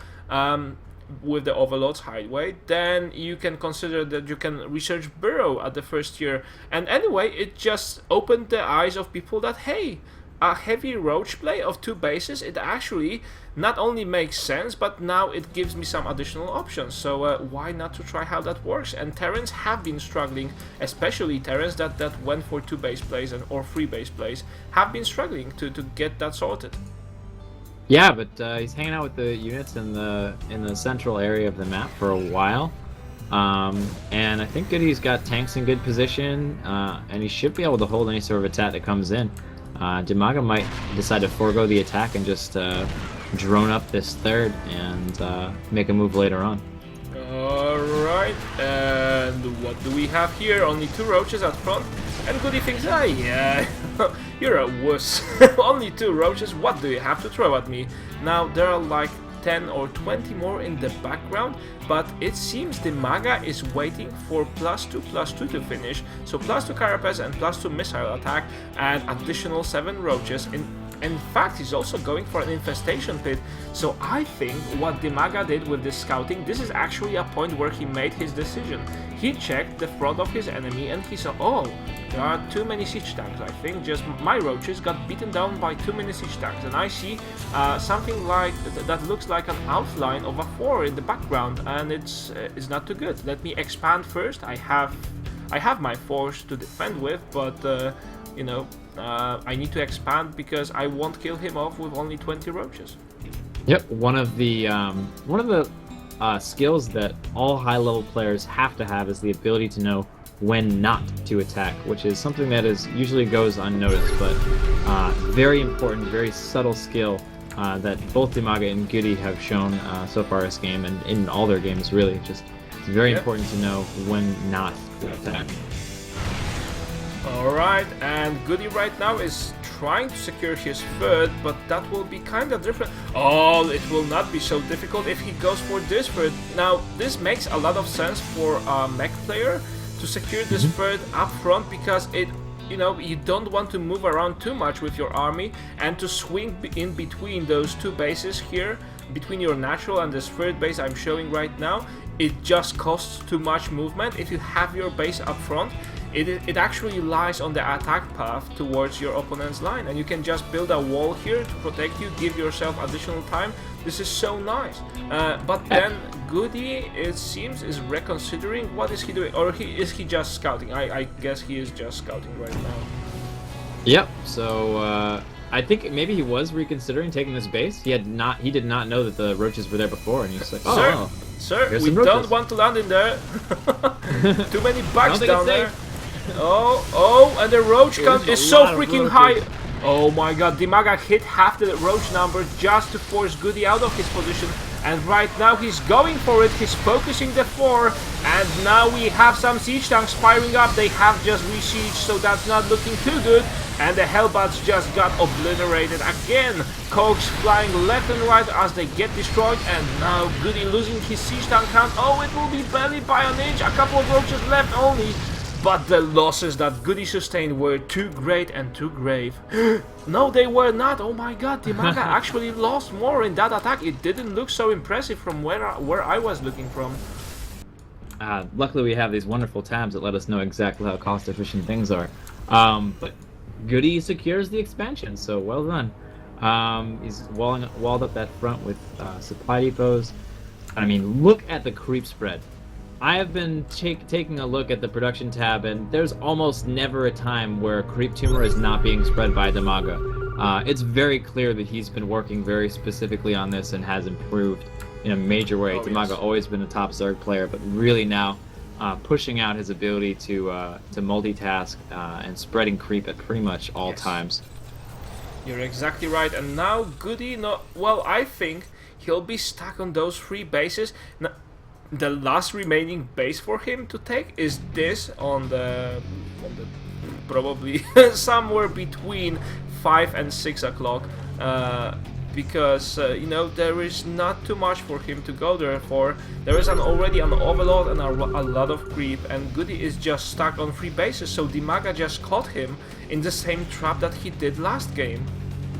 Yeah, but last game GoOdy did come out of it with the victory. GoOdy knows how to fight with less bases than a Zerg, even if it's many less bases, or much less bases than a Zerg. But DIMAGA's response to what GoOdy is doing is perfect. Whenever your opponent is turtling, you want to be expanding. I mean, the worst thing you can do is just to try to go for a kill of an opponent that's turtling in the base, and you know he's good at turtling. That's just too bad. And by the way, we have a double spire, which means he'll be going for some Broodlord play more likely, and he will use one of those spires to transform to a greater spire, and use the second one for some upgrades. This SCV down here is going to have a big surprise. Oh my god, there's creep everywhere. I guess we can't expand here. Let's go check this other base. Oh wait, no, we can't expand there either. Oh no, Steve the SCV, what have you done? There's nowhere to go. Yeah, and Victor the Viper is checking. And, oh, well, by the way, Blinding Cloud, not so useful against Hellbats, but we'll see. Melee range, they already have nearly melee range, so it doesn't matter for them. I think it's much worse on siege tanks. Although from last game I got the impression, and someone has pointed that on the chat, that DIMAGA seems to be a little bit unclear on what the farting on the Vipers do. But anyway, we have the engagement upon us, and now the Hellbats are retreating because there are just too many Zerg here. Yep, and this looks like, I mean, GoOdy is going to have to be defending here. He's going to, oh, really nice Seeker. Is that 2 Seekers? Yeah, it's 2 Seeker missiles, but they don't quite make it all the way. I thought they had launched, but I guess they just in the nick of time. Oh, 2 Widow Mines don't do as much damage as I thought they would. All this splash damage coming in from the Terran is actually not having as much effect as he would hope. Yeah, and GoOdy is in a very uncomfortable spot right now. He has to reposition very quickly. That's not a very good aspect of his play. And the siege tank got farted on, and they will be very difficult. It's very difficult to target fire when you are farted on, my friend. And right now, siege tanks, only those who have been stuck behind, manage to deal enough damage. Yep, and the army supplies are in the favor of GoOdy. So, that's really a scary point in time when a mech player has the army supply advantage against you. 21 Corruptors coming out. So, yeah, this is going to be quite intense as far as the air is concerned. And they are pushed against the wall. The Hydra. Oh my god, did you see that? Gone. That is the Widow Mine. Ladies and gentlemen, the Widow Mine. Why did we not think about opening those rocks? Yeah. Yeah, actually, that's kind of a funny little bit of an oversight. I feel like taking down the rocks would have been a good move. Let's Considering move you have the away. whole Let's map. run through this tunnel. Oh my god, no, it's collapsed. We won't be able to make it through. Let's fight. Where are our opponents? And boom! Done. Yeah, but we have 2 spires, but no greater spire. We have both upgrades coming up. Ah, that's No interesting. greater spire just yet. Ah, A lot of corruptors though. I assume that since we have the hive tech, I guess this is probably what changed in Heart of the Swarm. Normally that would just indicate going for broodlords and upgrades to broodlords, but nowadays people just don't play those units too often. They prefer to experiment. But what is this? Why is he moving out? He's just trying to take down some Vikings. But is that good enough? Yes, it seems to be. But then, oh my god, the Widow Mine's doing some Gotta sweet be careful for damage. those Widow Mines. He will. Oh my god! Oh my god! That's So much damage. The Greater Spire is on the way. So Broodlord's incoming. Tries to make a little bit of a move there, but GoOdy is gonna take his 4th base. Let's call this spot Fields of Misery, because this is what it has been. Anyway, this hatchery is slowly but surely going down. It's getting roasted, and you know, for some time it has been enjoying some nice sand bath, but for now it starts to be more and more dangerous. It says, "Oh, stop! Stop! It's tickling! It's ticking! Please stop!" And the Hellions don't stop. The tickled flames of the Hellion against the armor of the Roach. Drones, very different experience. Like, oh my god, it's really hot. Don't eat me. I don't need to be cooked. No barbecue, please. Not a fan. But yeah, so we have a little bit of a lull in the situation. The Corruptor count is going to hit 26 as we get the Greater Spire finishing. And we're going to be waiting for this next engagement. Every single base on the map is taken by DIMAGA. This base at the bottom right, probably not to mine from, but more to just give a huge 1500 hit point impedance to expansion. Oh, and he's making a move. GoOdy's making a move with the mines. He's got his tanks moving up there. He hasn't sieged up just yet. And the Widow Mines burrowing just under the Corruptors. Oh my god! Most of them just got obliterated by GoOdy. Such a smart move with the Widow Mines, such a strong play, and they are repositioning themselves under Broodlords. Is that the new Broodlord counter? Yes, it seems to be. Broodlords are so slow movers. And GoOdy, holy smokes, you're looking so strong and sexy tonight. In the meantime, though, Roach, a little bit of a Roach counterattack, trying to get something done. Planetary Fortress with repair, much too strong for the Roaches to do anything. And it looks like they're just going to walk past these doors and die. And in the front of DIMAGA's base, GoOdy's going for the attack. It's pretty successful. Only a couple of Broodlords in the map right now to deal with this. Yes, after you take down a lot of Zerg supply, you have this sweet timing window where for another like 30 or 40 seconds, Zerg is not able to have his forces on the field because it will take time. Of course he will replenish, but before he replenishes, you need to make sure to just try to smack somewhere in between his bases so you actually intercept all the reinforcements, and this is exactly what GoOdy is doing, and he's doing it so well. Yep, GoOdy basically saying, I don't need just 5th base, I just need 4 bases, and then you're gonna die. That's all I need. Yeah. I mean, at this point in time, we do have 3 Broodlords on the way. DIMAGA's trying to think of some response, or trying to get some response out in time to defend us. But that is a lot of Widow Mines. Oh, and again, you're gonna get right under everything. Again, DIMAGA just not used to play against Widow Mines, not so good. We also see this, how it's called? Explosive payload or improved payload? Whatever. GoOdy claims the game. GG. 2-1 against DIMAGA. This game has been something, and you know, for all of you that just like to criticize GoOdy for his style of play, I think this is, this is one way of proving you that you are terribly wrong. GoOdy may not have the best, APM in the game, in the whole gaming community. He is still above 200, so that's probably more than most of us. but still, his micro, his positioning during the battles is so freaking good. You could say, oh, StarCraft is like chess played in real time, and the way GoOdy plays StarCraft, he just forces you to play turn-based chess again, and this is why it works so well for him. Yep. GoOdy, as someone in the chat pointed out, Heart of the Swarm, a game made for GoOdy. Just GoOdy must have been so pumped when he realized all the changes that were being made from Wings of Liberty, because it fits just right into his style of play.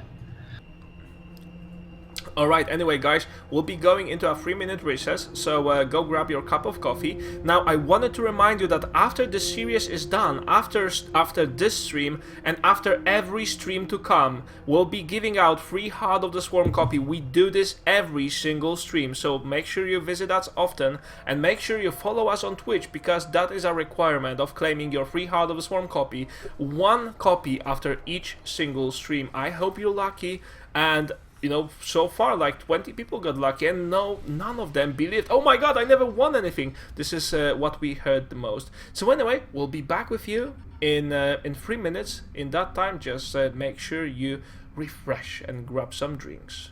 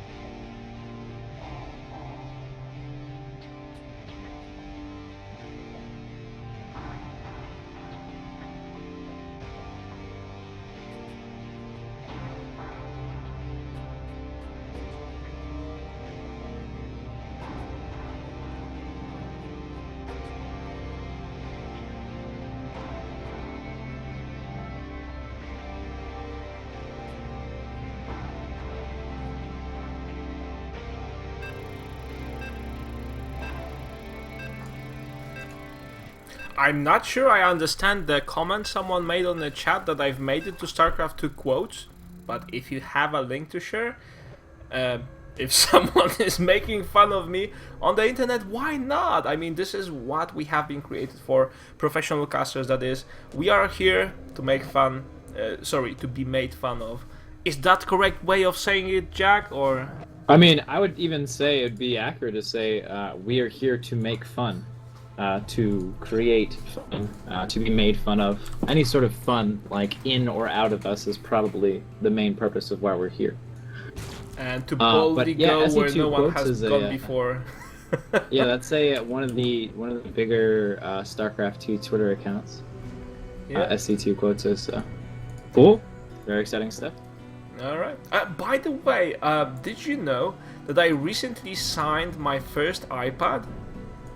I did not know that. Someone came up to me when I was on a small LAN event here at Poland, and he said, "Oh yeah, Glenn, could you please sign it?" "Yeah, sure. What is it?" And I thought he had like a book or something, and then he gave me the back cover of his iPad. And I said, "Oh my god, are you sure I should destroy this? I mean, it's looking quite clean right now." And then, "No, come on, sign it." And I said, "Oh, what if I screw it up?" He will have an iPad that's screwed up forever after, because it's a permanent marker. I don't want to do this. And this got me so stressed. I was probably more stressed than this guy that wanted to have my signature. But my hand did not tremble. Years of preparing an exercise with painting minifigures have paid off, and I have did a nice little signature on this guy's iPad. Anyway, let's introduce the players. Let me take the pleasure of showing to you. He is DIMAGA, and we need to remember it's not DIMAGA, it's DIMAGA, because he is all wrote in capital letters. And in the bottom left-hand corner of our screen, we have the tank man, the Panzer General himself. Yes, he's goody. Yeah, yes, he's goody, and yes, he's good. He showed us some nice play, and this is very critical time in the growth of StarCraft 2 community, because a lot of people just tune into the streams to check, yes, is this game worth anything right now? I mean, you know, should I bother playing it? Yes, you should freaking bother, or at least you should watch some, because this game is the best esport out there. It is just amazing. Wings of Liberty was great, and I loved casting it for 2 years as a Polish caster, but now Heart of the Swarm came, and you know, it just gives me pleasure to try to become a professional caster on English scene. And the game itself is so freaking great. It is designed at the top level, and they took nearly all the feedback that community had to offer, and that they just turned StarCraft into best RTS there will probably ever be. Yeah, interesting build here. It looks like he's going back to the build that we had from the first game, where we came into 4 Reapers and dealt a lot of damage, because he has that second barracks and it's rallied out to his Reaper. So he might try that 4 Reaper timing again. We'll have to see if he queues up 2 more. He's got 2 in the field right now, and he's dealing quite a bit of damage with just 1. Yeah, well, not quite a lot, because there's only 1 Zergling killed for now, but I get your point. There are too many. There are 2 more on the way, and if he gets it up to the 4 Reapers count that he had the last game, he probably may be able to take down this queen. And the question is how DIMAGA will react to this. He's building 2 more queens. He needs that, and just having to fiddle around with your queens, you know, repositioning them. This screws up with your larva timing and larva injects, so you have to be very careful how you do it. Now, anyway, we have even 2 more Reapers, so this may catch DIMAGA totally off guard. And what do you think will happen? Well, DIMAGA had a really nice Overlord placement there, so he knows it's coming. He's got his 3 queens, 4 queens now spread out, and if we learned anything from the past couple of games, DIMAGA's really good with this queen micro. Yeah, and it looks like they're just gonna try to fly around, deal some damage. No damage dealt, no units killed just yet. Just that first Zergling. And DIMAGA's got great vision all around the map, and it's gonna be very difficult for GoOdy to deal any damage with this Reaper attack. The real adjustment that DIMAGA had to make this game. Oh, did you see that Overlord just wiggle with his additional limbs? I did not know they can do that. But Yep. anyway, Free Goody is Hensile. going for it, and will he focus a queen? No, he tried to focus the larva. What the hell? I'm not sure what was happening there. I mean, one of the queens would certainly go down. Yeah, he managed to kill one drone with no losses. One drone and one Zergling, and it's very small, but he's playing safe, keeping the Reapers alive. They do have that ability. As long as you can keep them alive, you have that fear of the Reaper on the map, and when you have that kind of a thing going on, it can be very nice because your opponent is afraid to do things like send out Zerglings. Yeah. A lot of Zerglings made by DIMAGA right now, and they're just sitting at home in his base with nothing to do. Be careful, my friend DIMAGA. Be careful. DIMAGA is all fine now, but we need to remember he overproduced the queens just to defend against the Reapers. That is basically the best defense. Also, he has this nice swarm of Zerglings ready to welcome anyone who tries to jump up the cliff. Yep, 6 queens. Very, very nice thing to have for multiple reasons. He'll be able to spread the creep faster. He'll have energy for transfuses if he needs them. So That's exactly right. not a terrible investment, especially because DIMAGA showed himself to be like a very good creep spreader. Yes, and also we need to remember that DIMAGA went for 2-base play again. He'll be probably securing his third right away, but you know, it's very late into the game right now, and DIMAGA will give us a taste of the style, exactly the same style that he used last game. So he's building a Roach Warren, and he'll do lots of roaches to supplement the numbers of Zerglings he has. He's building +1/+1 upgrades with the missile attacks for the roaches, and with that force he'll be nice and safe to secure his own third. Yep, 3 command centers already down for GoOdy, means that he's going to have an income that can rival that of his Zerg opponent. And we have a little bit of a not a run by, but trying to catch these Reapers. He does get one and runs into some siege tanks. So very few losses from either side at this point in the game. A little bit of poking and prodding each player, feeling each other out. Oh, and GoOdy, I'm not sure he has this right. So he is going for missile turrets because he thought that that DIMAGA will try to counter him with mutas because he only saw Zerglings, right? Your opponent has to go for something. He has to spend the gas on something, and right now GoOdy just made the calculation that, you know, if there are any other apparent reasons to be spending gas, no roaches on the map, no hydras, no infestors, nothing like that, then he's probably going mutas, which is very popular recently.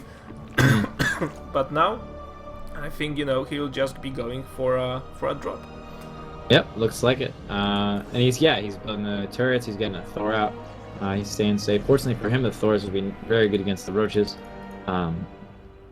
as long as he can keep them at range and get the damage dealt. Thors have one of the highest DPS on ground in the game, so especially against the roaches, are going to do quite well. And GoOdy, he keeps producing missile turrets. Now, it's good to have them, but if the opponent didn't go for mutas, then you have just over-invested a lot, and that becomes, for example, this additional expansion. All the money that GoOdy had to spend on his missiles, DIMAGA just turned into, with with a twist of his nose, into a hatchery. Yep, 500 minerals so far spent on missile turrets. He is starting to build his additional factories, going to 5 factories now. So we are, as is expected, going to see some more mech play out of GoOdy. Yep, and DIMAGA finishing his 2/2 upgrade, so this timing attack will happen at around 100 seconds more. That added together is, oh my god, my brain doing the calculation in the background, and that equals 14-minute mark when the drop will actually happen, and there will be a ton of roaches with +2/+2 upgrades. This is going to be epic. Yep, DIMAGA out in the front, poaching a little bit. Missile turrets everywhere from GoOdy. And I think this is part of his general play strategy in general. It's part of his strategy. When you're a general, you need to have a general strategy in general. Absolutely. When you're the Yeah. Panzer General, you know, you have a general strategy. I don't know how else to phrase it.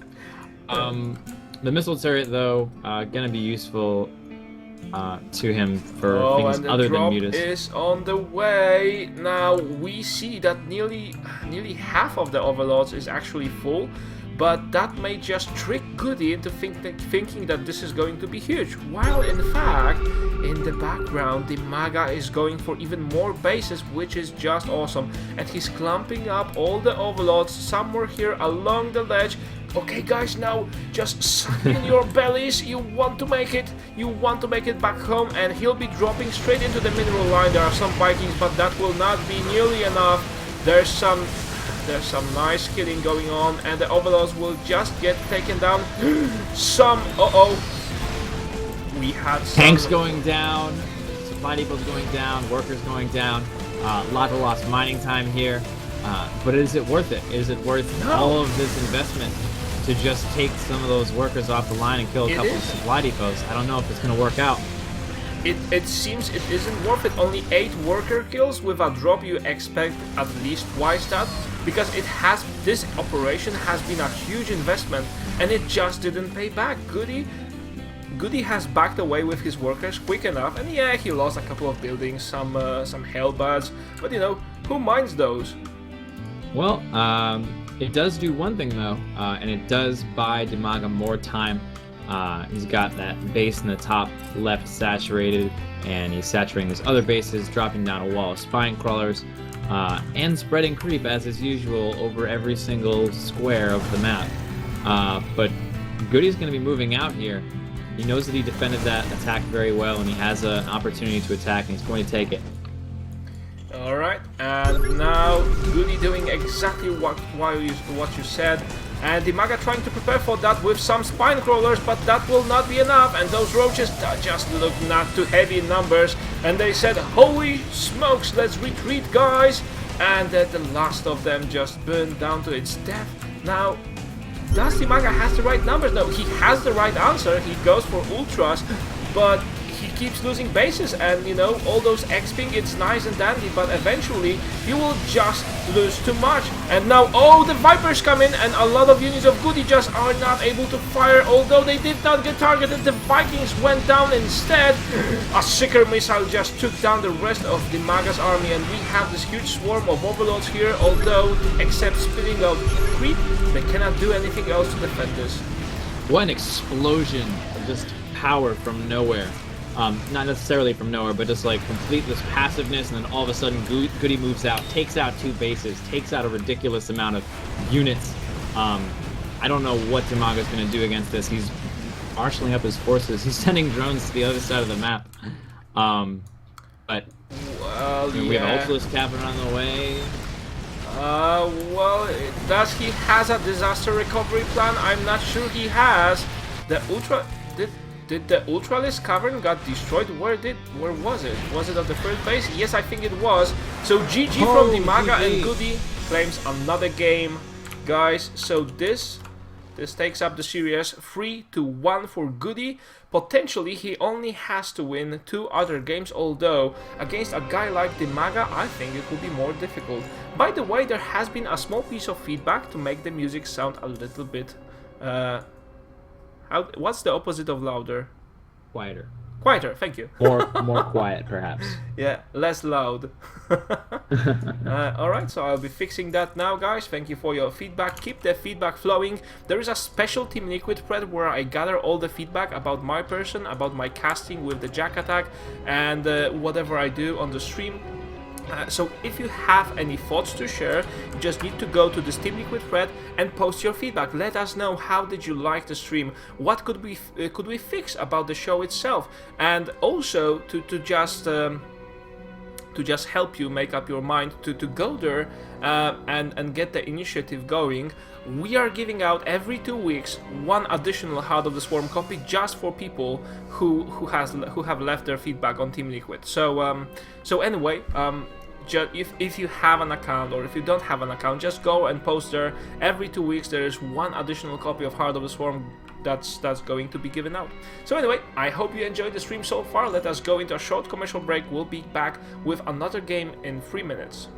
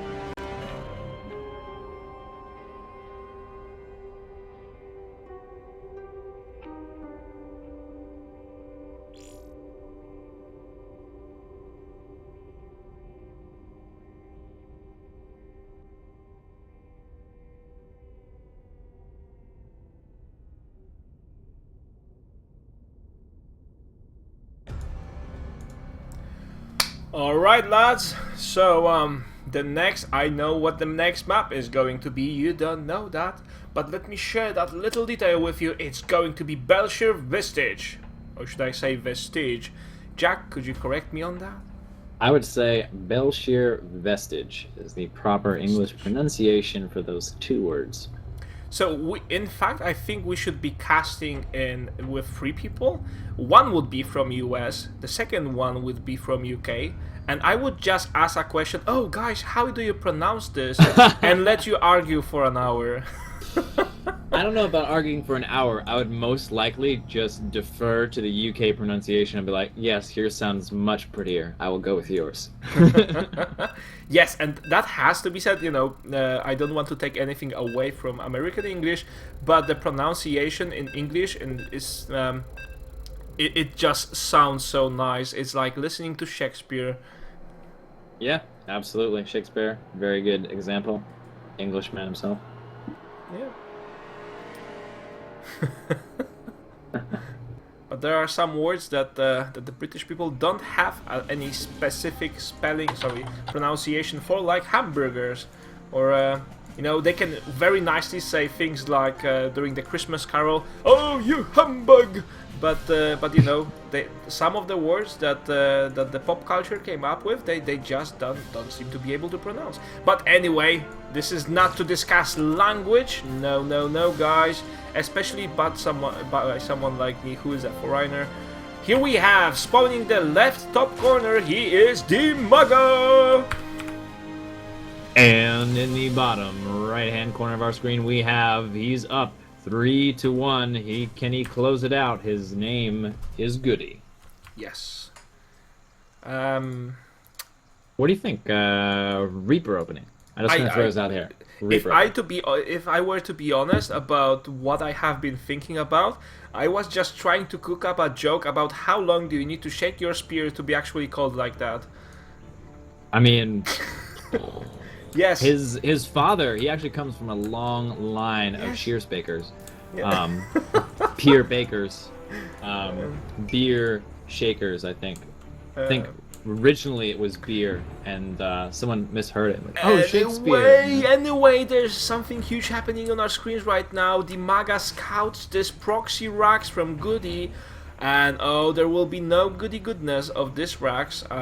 In the background, we already have. Oh no, we don't. So, my question is, will GoOdy go for a follow-up with an additional racks here? That's not very likely, although he could. Or will he just lift it up and go home? He's going for the first Reaper. He did get scouted. Really nice Overlord scout pass from DIMAGA. He very likely has run into this before and is used to checking for these kind of things. Yes. Yeah, the path... This is a double wall over here, so the path for the Reaper to get in is a little bit on the long side.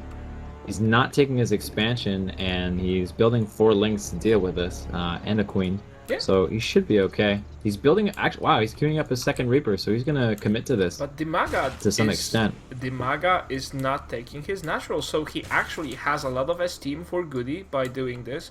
He just sticks to one base, and he needs to make sure that he defends this before he goes expand. Some people would just risk it all and go expand first, then worry about the consequences, but no.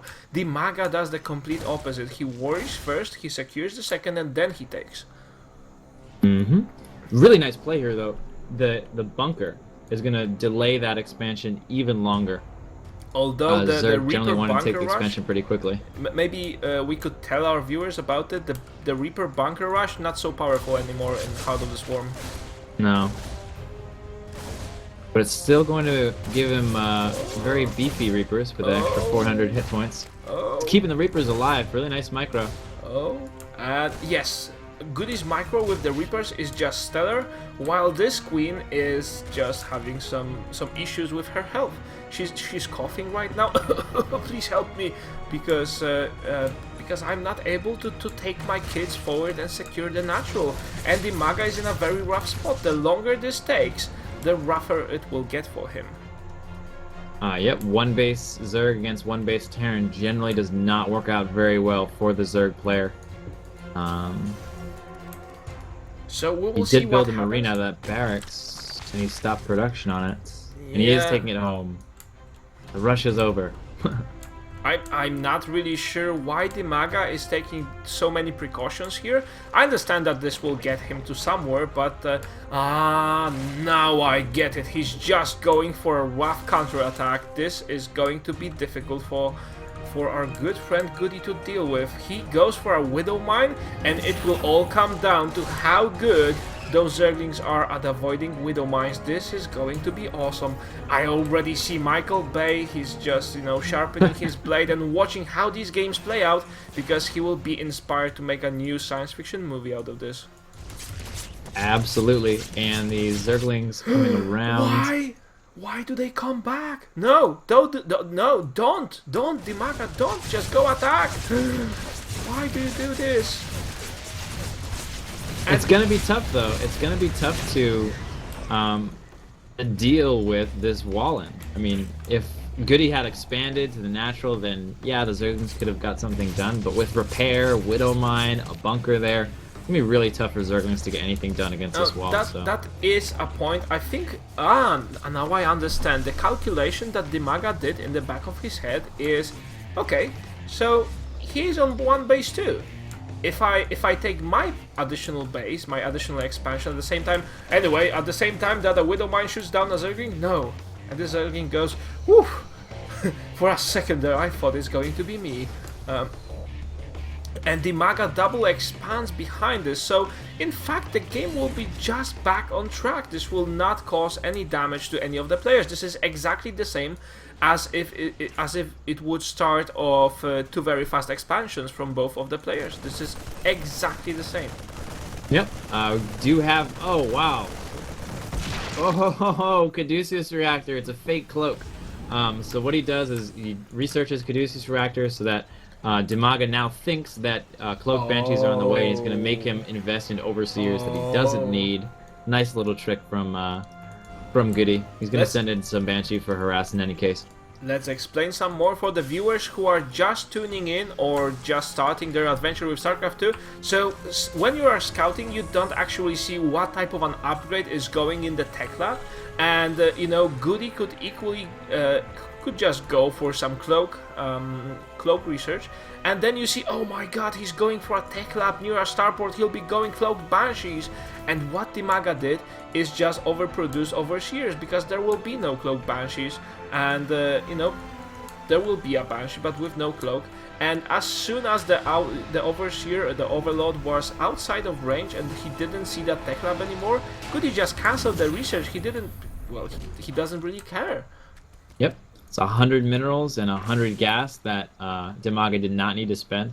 And gases, especially at this point in time, he's only got 2 geysers out of his 6 bases. Out of the 6 geysers he could have. So, I mean, that's going to hurt him pretty significantly. This is not a point in time where the Zerg has a whole lot of gas to be spending. By the way, this is 10-minute, 15-second mark, and GoOdy only has 1 Widowmine, 1 Siege Tank, and 4 Marines. That's a really interesting set of facts. Yes. I don't know exactly what they mean, but they're all true. And right now, oh my god, situation. So many workers. Well, in fact, let's check how many workers. No, not a single worker. Wow. So the Marines, yeah, the Marines just got ripped to pieces, but the workers are nice and safe here. Now let's see. We have a nice streamlined production of Hellbats. That's always nice, and you need to support your siege tanks with something that will soak up the damage, because siege tanks, even though you are used to the concept that a siege tank just can take a lot, in StarCraft 2 siege tanks are actually quite squishy. They just have a big rifle at their forehead. Yep, forehead rifle of the tank, one of the most scary things in the entire world if you are a Zergling. Running in, and you know you have to take that siege tank fire on the way into the to the siege tank. You know, if you get close enough, you'll be okay, but you're probably not going to make it. Yep. The lemmings of StarCraft. Now let's try to see what DIMAGA is going for. He's going for a Hydra then. So, do you think he'll be trying to go for a feint attack with just roaches to see that, oh, there's going to be a ton of roaches, and then switch to Hydras right away?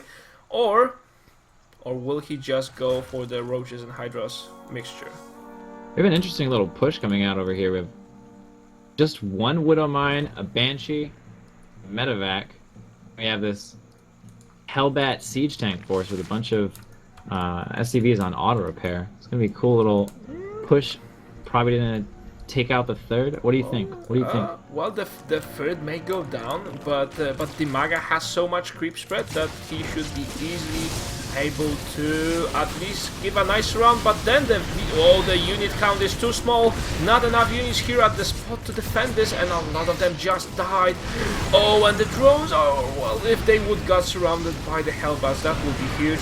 I think DIMAGA will be paying all the for drones make it out. Oh wow, you lucky guys. I think that DIMAGA right now just made a slight misstep. And oh wow, he'll just catch one siege tank of siege and a couple of hellbats. But eventually he doesn't have enough units. 10 more roaches on the way, but he has lost so many hydras trying to defend this. Roaches come into the fray, but are there enough? Got to engage with the siege tanks here. He's losing a lot of units. There are not enough hydras. That means not enough DPS. And it just seems, well, DIMAGA has the defender advantage, so he should be able to clear this off. Wow, nice micro, picking off siege tanks with a medivac and then just flying away towards the rising sun. That's so old school. But still a great play. He takes out the third, gets a lot of damage done there, and you know, he's doing all right. He's doing all right as far as army supply is concerned. He's a little bit behind DIMAGA as well as worker supply. But DIMAGA doesn't have a third base. Yeah, for those of you who say, you know, whenever GoOdy is playing, this turns out to be a very long and boring game. It's not, guys. GoOdy has become a different type of a player nowadays, and we've seen it like 3 or 4 show matches of him, and each one of them has been amazing. So he's a different person right now, a different player, and you know, this game just proves it. The game started of a you know, proxy racks, then now we have 1-2 base play. This game is completely not standard. This game is completely not safe and standard and very static. Whatever. Static would be a good word, I think. Yeah. A little bit of harassment from these Hellbats. Ooh, DIMAGA pulling the drones away just in time.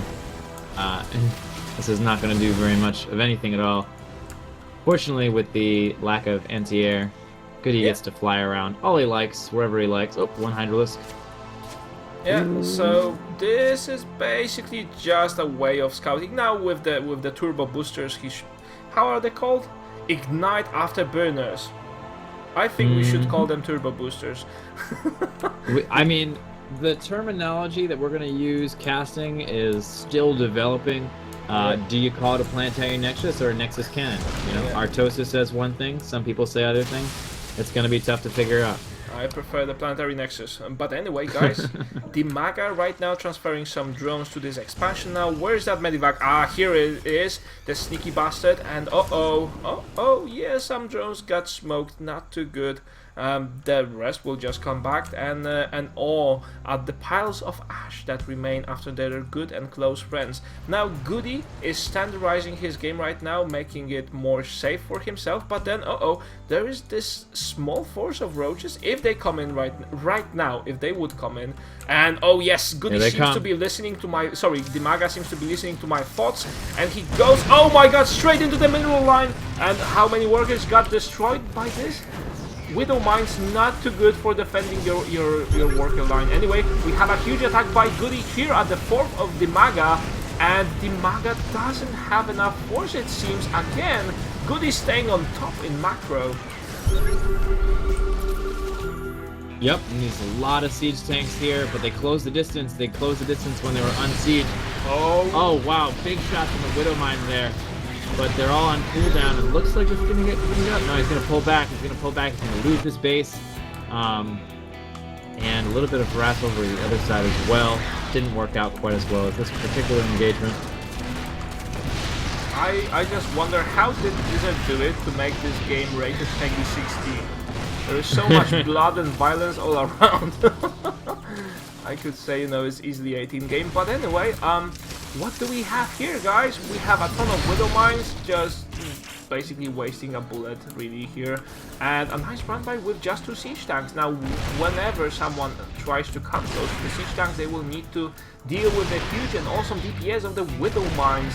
And this hatchery is going to be defended, it seems. Yes, the Widow Mines did not have enough DPS, just this one single lone medivac tries to pick them up and get back home with the turbo boost.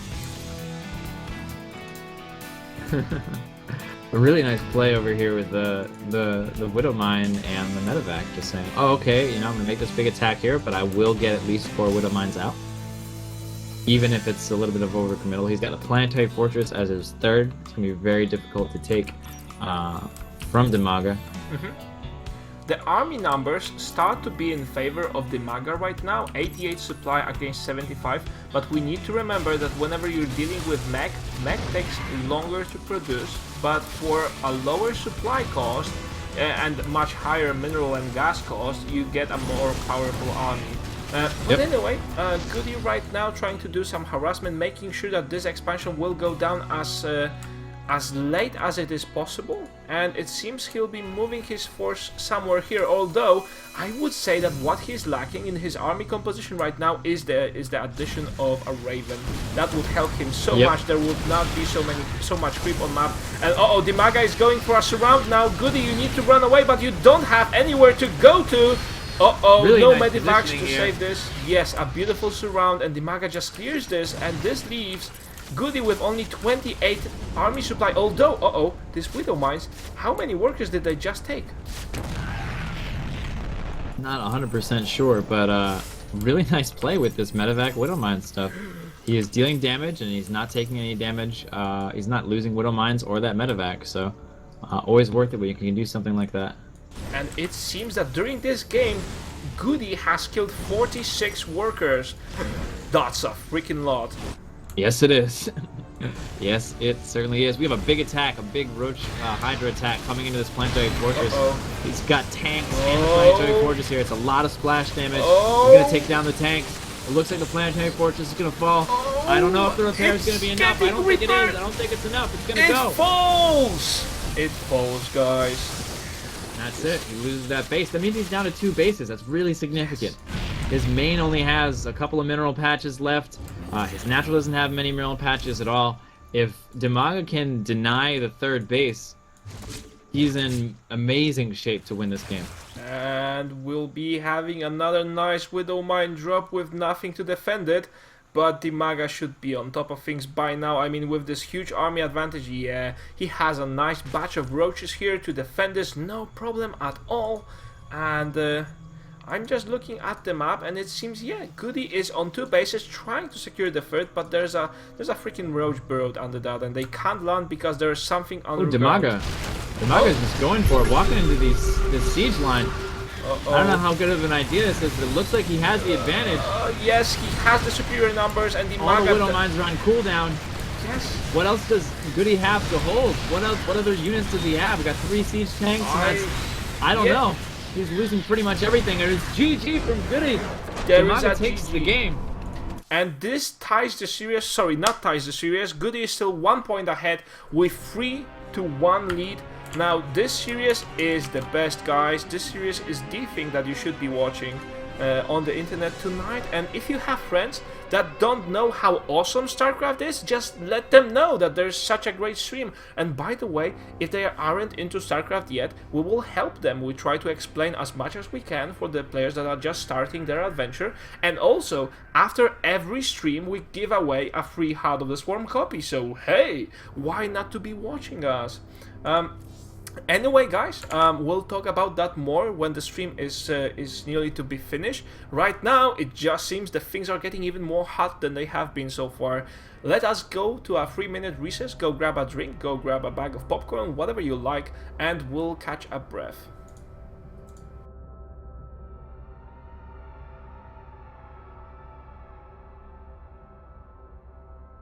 Last minute news for our new Jägerisk Master League. Guess who's playing as the Protoss?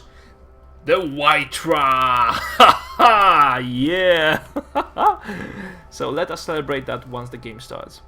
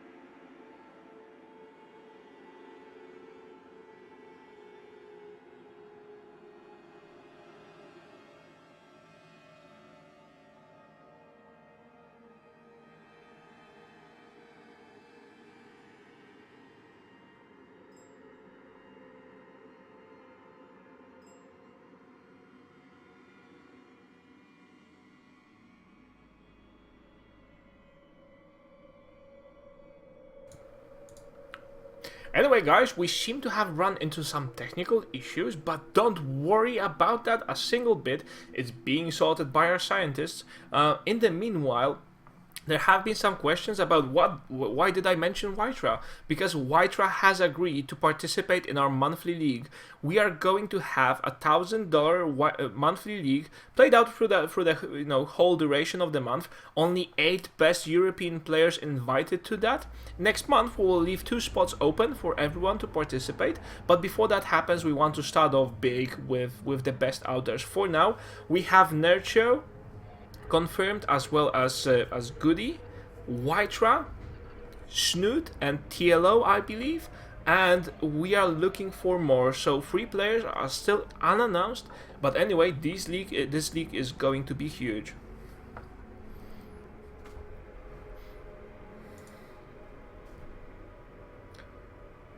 Probably as huge as the crash of the game itself right now. Jack, you still there? Yeah. What do you see for your loading bars? I feel like maybe we should just... It just stopped moving. Alt F4 this? Dead. I really like that you're opening up and they're going to have a little bit of open brackets, so possible dark horses competing with the big names kind of thing. It'd be really cool. Yes. That's exactly the idea. First, we want to promote this event for the first month, so this is why we go with the invitational first. But after that, the last 2 players will fall out of the league, or even possibly 4 players, and will be replaced by new ones to give everyone a chance. Of course, you will still need to be master or grandmaster to participate in the eliminations, but I think that's pretty reasonable. The game just loaded for me. Me too. Oh! Oh, yes. I have just left the game also. Same here. And it's loaded, and we're just gonna get that. Same for everyone. It seems, yes. It's same for everyone.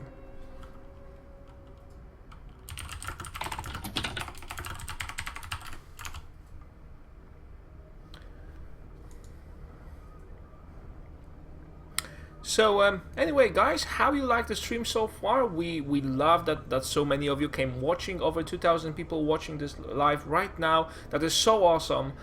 Just to celebrate that, we're giving out Heart of the Swarm copies after every single stream.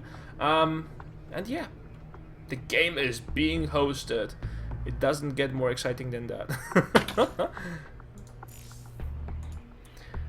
Let us come up with a joke then.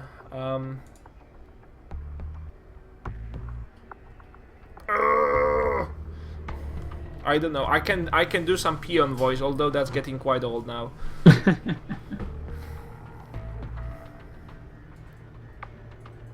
Oh, I love you too, guys. Glowing Sweat says, "Nice stream. You're such a nice person, and the games are really nice. We love you. I love you too, guys. Yep, the stream is great. Awesome. Look. Yeah. We need more bacon in the stream. Stream needs more bacon, actually. Looks Why like. do we need more bacon? I don't know. I mean, it's just, it's one of the criticisms that's coming in, so we should think about it. Yeah. That's just one of the things. Alright. Oh, and the game is loading now, guys. Can you hear the beep of the Starcraft 2 heart? It gives me chills. So let the game begin. Let's see how well those guys do. And...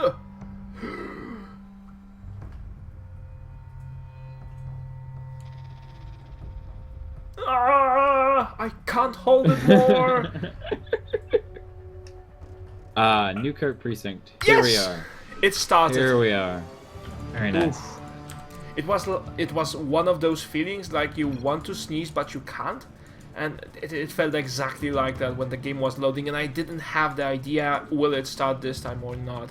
So anyway, here we have spawning as the red Terran here in the bottom right corner on the Newkirk Precinct, which is exactly the same as Newkirk District. It's just a more fancy way of saying it. Here is GoOdy from ESC Gaming. And in the bottom left-hand corner of our screen, we have the one, the only DIMAGA, who is a boss at spreading creep and winning games of Starcraft 2. All right, so let's discuss possibilities.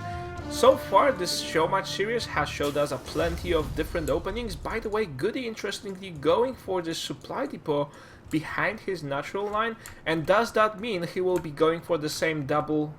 Yes. No, it means that we have a proxy barracks is what it means. Yes, but he will be going with something different. So what this does, this is very confusing. Normally when you play against the Zerg, you want to have your front walled up. And oh, DIMAGA is sending a drone scout. Oh, this is fancy.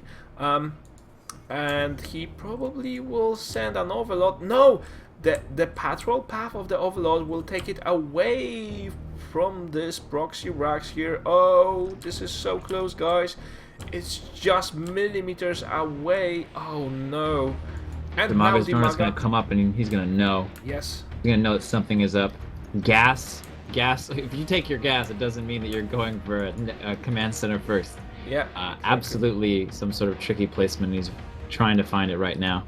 So you know, there are a couple of things that that GoOdy could be doing. He could also do this to trick his opponent, but now, oh, we have this very naughty SCV.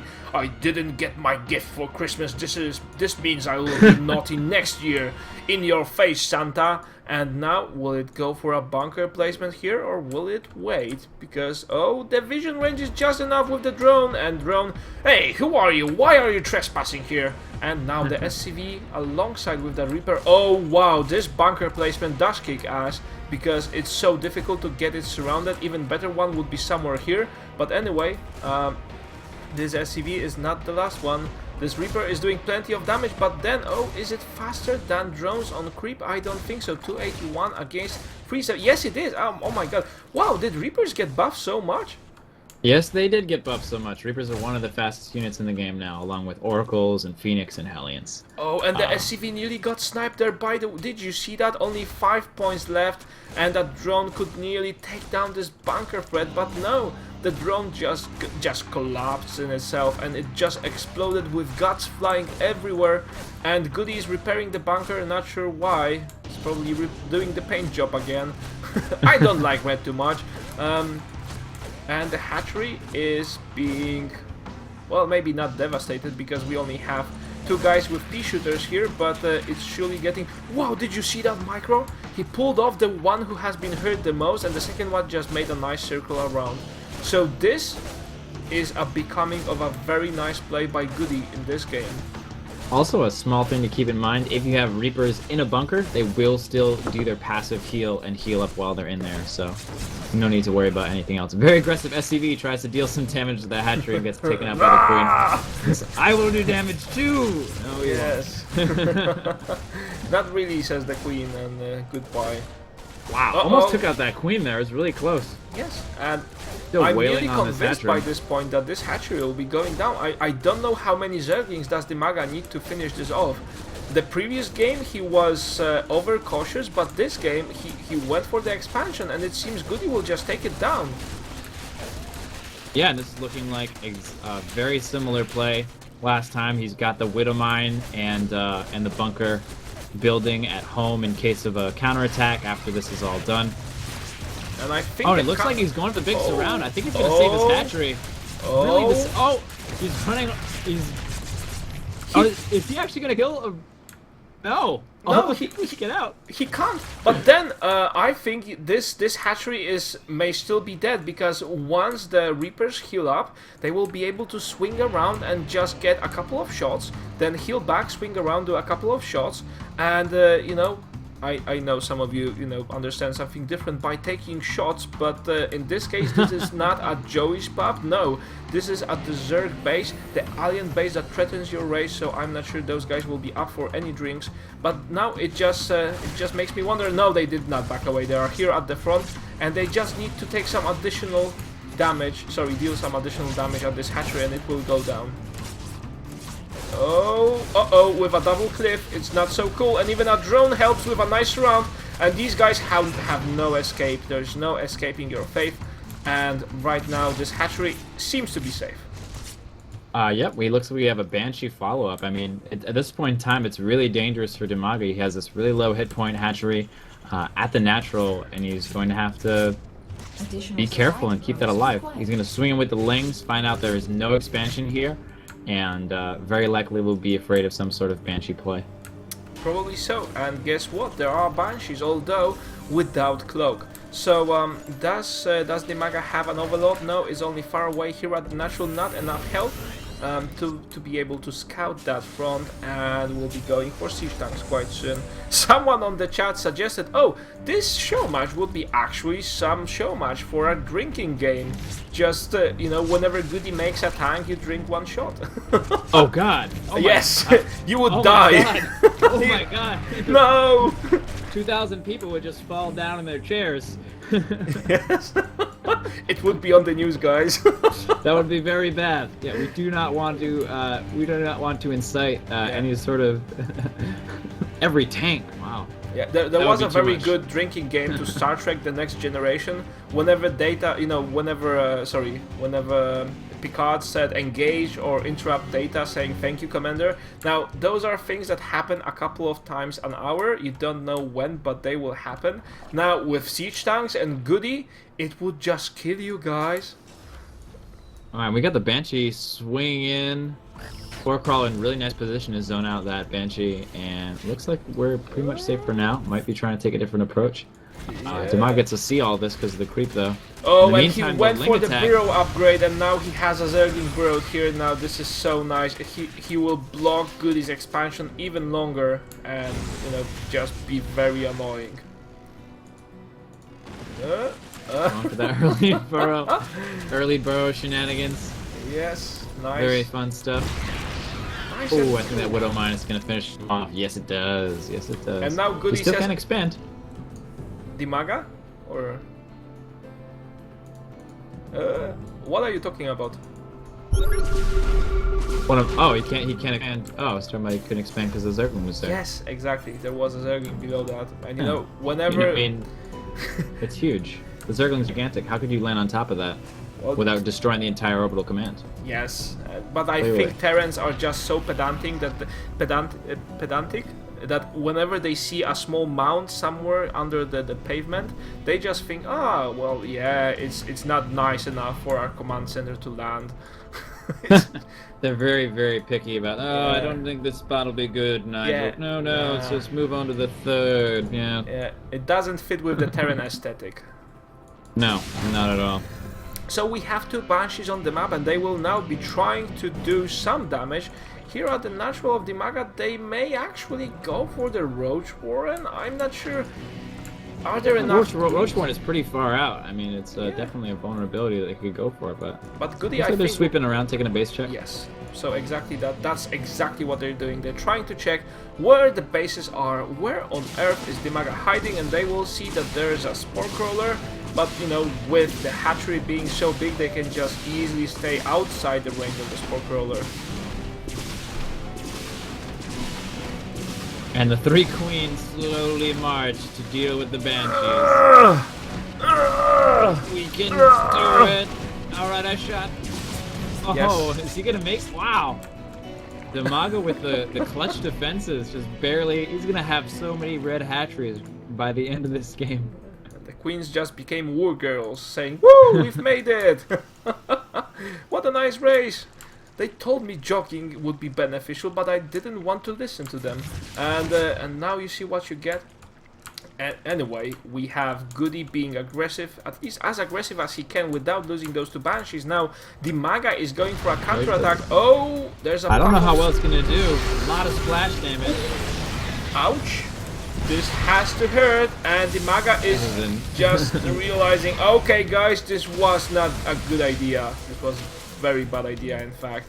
Yes, it was. But he did get to see that GoOdy's got tanks on the high ground, which is useful because normally GoOdy has tanks on the high ground.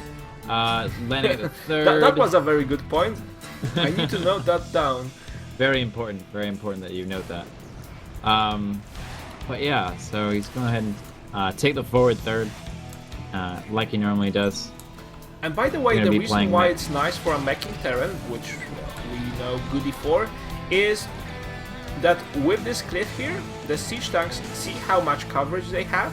They cover the natural line of, the mineral line of that expansion. They also cover a lot of the approach to your natural. So the place through, the tunnel in which you need to fit your army in to get any damage done is actually very thin. Yep, it's a really, really nice spot to have a couple of tanks. Very good for defending. And we're gonna see more Roach Hydra play out of DIMAGA here. He's getting the speed upgrades. He's getting his 2-2 finishing up. Oh, and again, so many siege tanks. I'm not really sure. You know, DIMAGA went this crazy macro style, but GoOdy did punish him for a similar style, I think 2 games ago, where he just went for a counterattack. If we check the army supply, oh, actually DIMAGA is ahead, but only recently came up with some army units.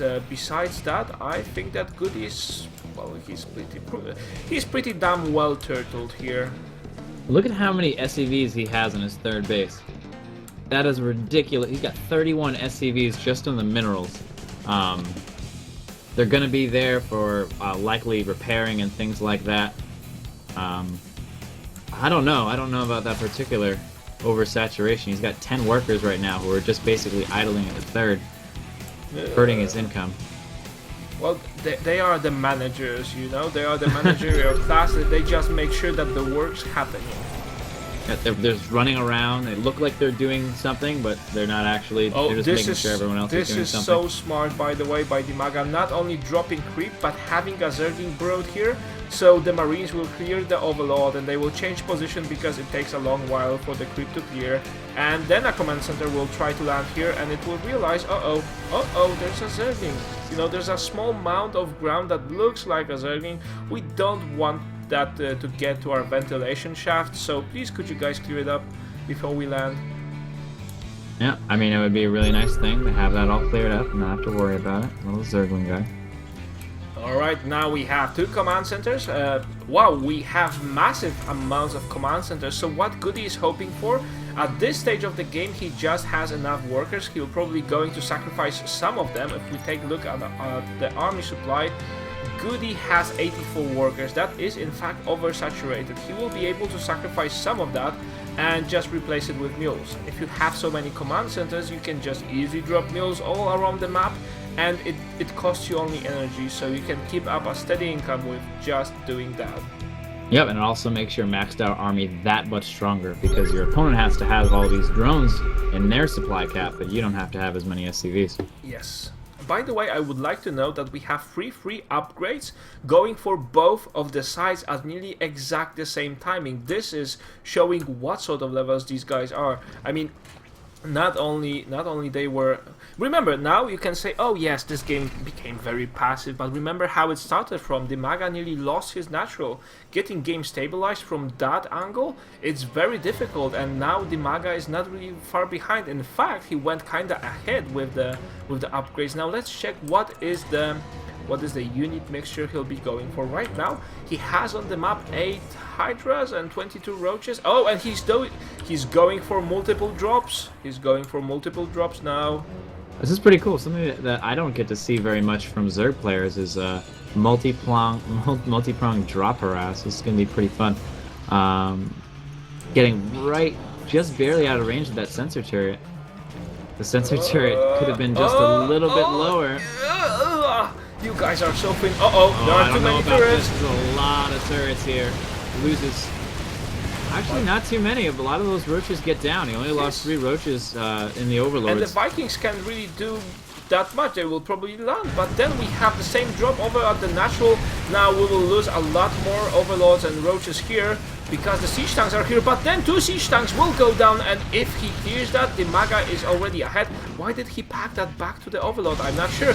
Now in the meanwhile, this drop here continues, and he went for so many worker kills. Right now DIMAGA is at 30 worker kills total. That's awesome. Yeah, and he has burrow and burrow movement, so he can do a lot of harassing type things over here, and he's just keeping GoOdy occupied for a very long amount of time. Yeah. He's getting his, he's got 1, 2, 3, 4, 5, 6 bases. Yes. He has double the amount of bases from GoOdy right now. This starts to look like a game of whack-a-mole, but okay. Here we have, siege tanks are very far ahead, but then, yes, there was one siege tank that served as a bait, and the DIMAGA went for it, obviously, following his natural instinct, and behind that there was a nice line of siege tanks and forge that just kept up the damage, and DIMAGA has just lost a ton of workers. Now, army supply-wise, DIMAGA is down, he is down very far. 141 army supply for our good friend GoOdy, and only 84 for DIMAGA. This is getting more and more in favor of GoOdy right now. Yep, and not only does he have the bigger supply, but generally, supply for supply, the mech army is much stronger than a Roach Hydra army. Yeah. It's much more powerful. And what do we have here, guys? GoOdy is just going for it. Why would he mind with such a huge lead? DIMAGA is all over the map with his expansions and bases and all of that, but it just seemed that his army composition did not click. Did not appear at the right moment, and GoOdy is taking advantage of that fact, and he'll just go for it. He wants to cut off any reinforcements. He wants to be this I'm not sure what the word is, but he wants to be in between all the expansions, so whenever the Roach comes off, it will need to encounter GoOdy's army. Really nice blinding clouds, but I still don't know if it's going to be enough. We have just all these forces from GoOdy. DIMAGA's Roaches and Hydras are melting. Oh, not looking good. GoOdy looking good, but not looking good for DIMAGA, although we have 30 Roaches more in production. Now DIMAGA with the defender's advantage and the huge bank he has built, he may just barely defend it, but at what cost, guys? At what cost? Roach Warren going down. He's not going to be able to build any more of those guys. And just this huge army. There's a bit of a flank going on. It might be enough to break it. We're getting a little bit close, but these Roaches are... I don't know. No, DIMAGA I don't know what you do as DIMAGA in this position. DIMAGA is just getting devastated. He goes for 7 Ultras and 42 Zerglings. Oh my god. That's a hell of a switch. Yeah, well, that's a nice switch, bro. If that comes alive, if that attacks GoOdy, he will not have enough forces, but you know, first it needs to show up, and the question of timing is just crucial here. And the Zerglings go for it. There are not too many siege tanks left, and all of them are just outside range. And there are some Hydras trying to take some of the splash damage, but the Zerglings fallen down. The Ultras are still not on the field. Where are the Ultras, my friend? Yes, here they are, but it is too late and too few, perhaps. DIMAGA just losing everything around the map, and oh my god, this Ultra army is looking so heavy right now. Although with such a huge DPS from the Forge, some of them got destroyed. And the Banshees, although the Banshee is still doing nice damage, and DIMAGA just going for Ultras right now, left and right. He doesn't mind that. He wants to clear the mech army whenever it is. And will he go for a rebuilding of his expansions? I'm not sure, possibly so, but he doesn't have a huge bank. He probably has to go for a follow-up counterattack. I don't know how Zerglings do in this situation. It doesn't look very good. Hellbats in front of siege tanks. Oh, I don't yes. think he can engage here. Oh, this is so tense, guys, and the Planetary Fortress is here as well, adding to the commotion. And DIMAGA is going for it, but does he has enough force? No! He says GG, and that's it. DIMAGA losing another game, and you know, GoOdy takes the series 4 against 2. I don't mean that he takes the whole series, but he takes it another level, and he takes it another step.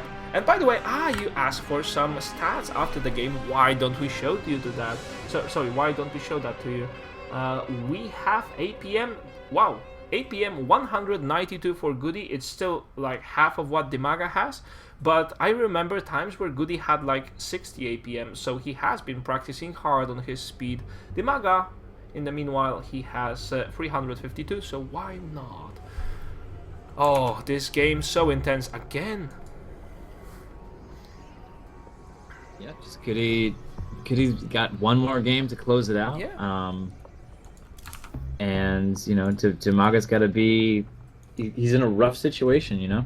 Yes, guys, I need to remind you that you should not go anywhere. Once the series is done, we will give away a free Heart of the Swarm copy for the live viewers. This is something we do every single stream. Whenever we cast Starcraft 2, we give away free Heart of the Swarm copies. We already had the madness where we gave a like 20 Heart of the Swarm copies. Now it's only one per stream, but it's still quite awesome. If you want to become a part of StarCraft 2 community, we will help you along the way. We have this huge mission of bringing as many people on board as possible. So while the game is being hosted, consider that for a while. Become our follower, become our subscriber, and we'll be back with you in 3 minutes.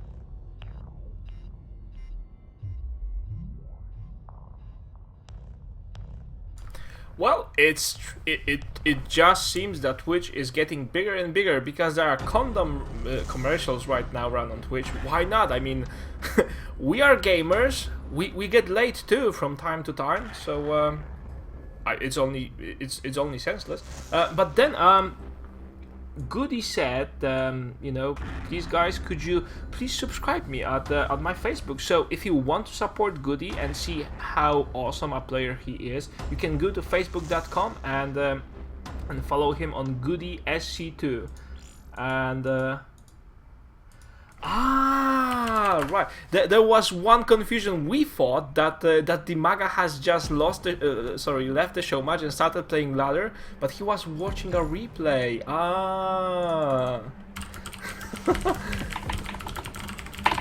The day has been saved again. Rejoice.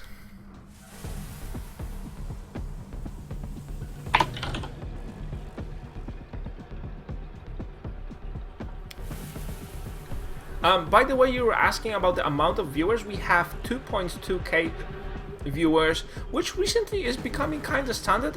I still don't believe so many people are watching us. I thought that it will take at least 2 years of very hard work to get to that level, but a lot of you just seem to appreciate what we're doing for the Starcraft 2 community, and this is why, guys, your support is so awesome. We love to be doing this for so many people. I mean, and also this is a huge source of motivation. Whenever I see those huge numbers on the stream, it just makes me think, oh my god, you should cast even better, put more heart into it. It's not possible, I have only one heart, put more of it into it.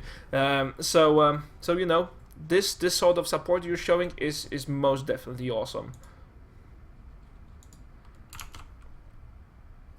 It's pretty amazing to be casting to thousands of people, like multiple thousand. Yeah. It's kind of ridiculous. I didn't think that I'd ever be doing this. Yeah, you see? You'll get far with me, my friend. But here we are. And by the way, guys, if you want to drop some feedback and let us know how we're doing with our casting, well, we are also doing a free giveaway every 2 weeks for people who drop a piece of feedback on Team Liquid. The thread has just been pasted onto the stream chat, so you can go there and let us know what you think. We want your honest thoughts and opinions. You can just say, oh, you're amazing, we love you. That's cool. I mean, it's most definitely cool. I love you too. But it's even better to read when someone has some proposals of what we could do better. So anyway, whatever feedback you have, just drop it. Let us know what you think. And yes, that's it. And yeah, while you're at it, you can go ahead and tweet at me at the Jack Attack if you have specific comments for me. I'm pretty new at this casting gig, so any sort of advice would be absolutely appreciated.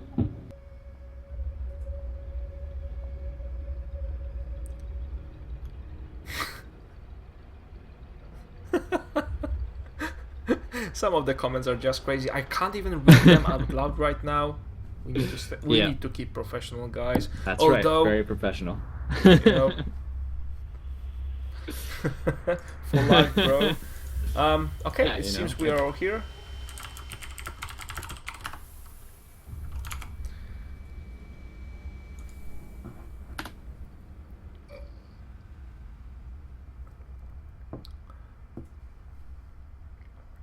A little bit of advice for the observer. That's me. I'm casting. I'm observing. I'm producing the show. I'm changing this. Yes, I'm changing the scoreboard. If you want to tell me that my multitasking is not as good, some people will just not believe you. But the feedback is still very welcome. Don't watch just one army for too long. Thank you for that. That's actually something I wouldn't have paid attention to.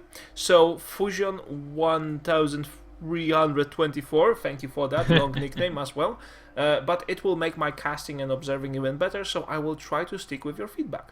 This is what we do with feedback, guys. We get better and better, and we want to become professional casters. At least I have a full intent of doing that. As do I. Yeah, and you know, we'll just take every piece of advice you have and mash at them to introduce them. One advice at a time. So anyway, guys, let us introduce the players here. Spelled with capital letters, he is DIMAGA. And in the bottom right-hand corner of our screen, he's up. He needs one game to close out this series. He is GoOdy. Yeah, exactly right. So let's see how this goes. Now the map is going to be GSL Whirlwind. which is probably one of the biggest maps, if not the biggest map in the current map pool. I think it is. So it is gigantic. it is, and it In the word. allows for all 4 players spawn positions. So if you go for example for a 6 pull or a 10 pull on this map, you're actually crazy. This actually, the way that it works out is no one expects it, so sometimes it works out, but it's like the riskiest play in the world because you don't even know where your opponent is. And anyway, it's for the brave. I think Live has done something like that against Flash when they were playing on Whirlwind. Wasn't that a temple? He just sent one of his drones, or was that a game we were casting? I'm not so sure now. Anyway, there were games on GSL Whirlwind where people went for proxies and for Gs. If you're not sure, you can just place your proxy somewhere on the middle of the map. It's still closer than at your base. Make sure you keep it out of the range of that Xel'Naga tower. So, cool. So anyway, let's... Cool, we have the expansion coming down first. We have Hatch first from DIMAGA, followed up by a pool. No proxy, no scary fancy stuff, no early pool, none of that kind of stuff. Just maybe we'll see one Rax expand. I think it's time for some crazy stories. So let's start here, guys. Why at every base do we have this artifact that Jim Raynor was looking for so long and constructing it piece by piece? They are scattered all around the map here. Why didn't he just play a game on GSL Whirlwind and take one from there? I mean, in the campaign they make it seem like it's like the one, the only, the artifact, but it's not. They're all over the place. Yeah. He was just on the wrong planet or something like that. Yeah. I mean, he's just scout better. Jim Raynor has not been scouting well.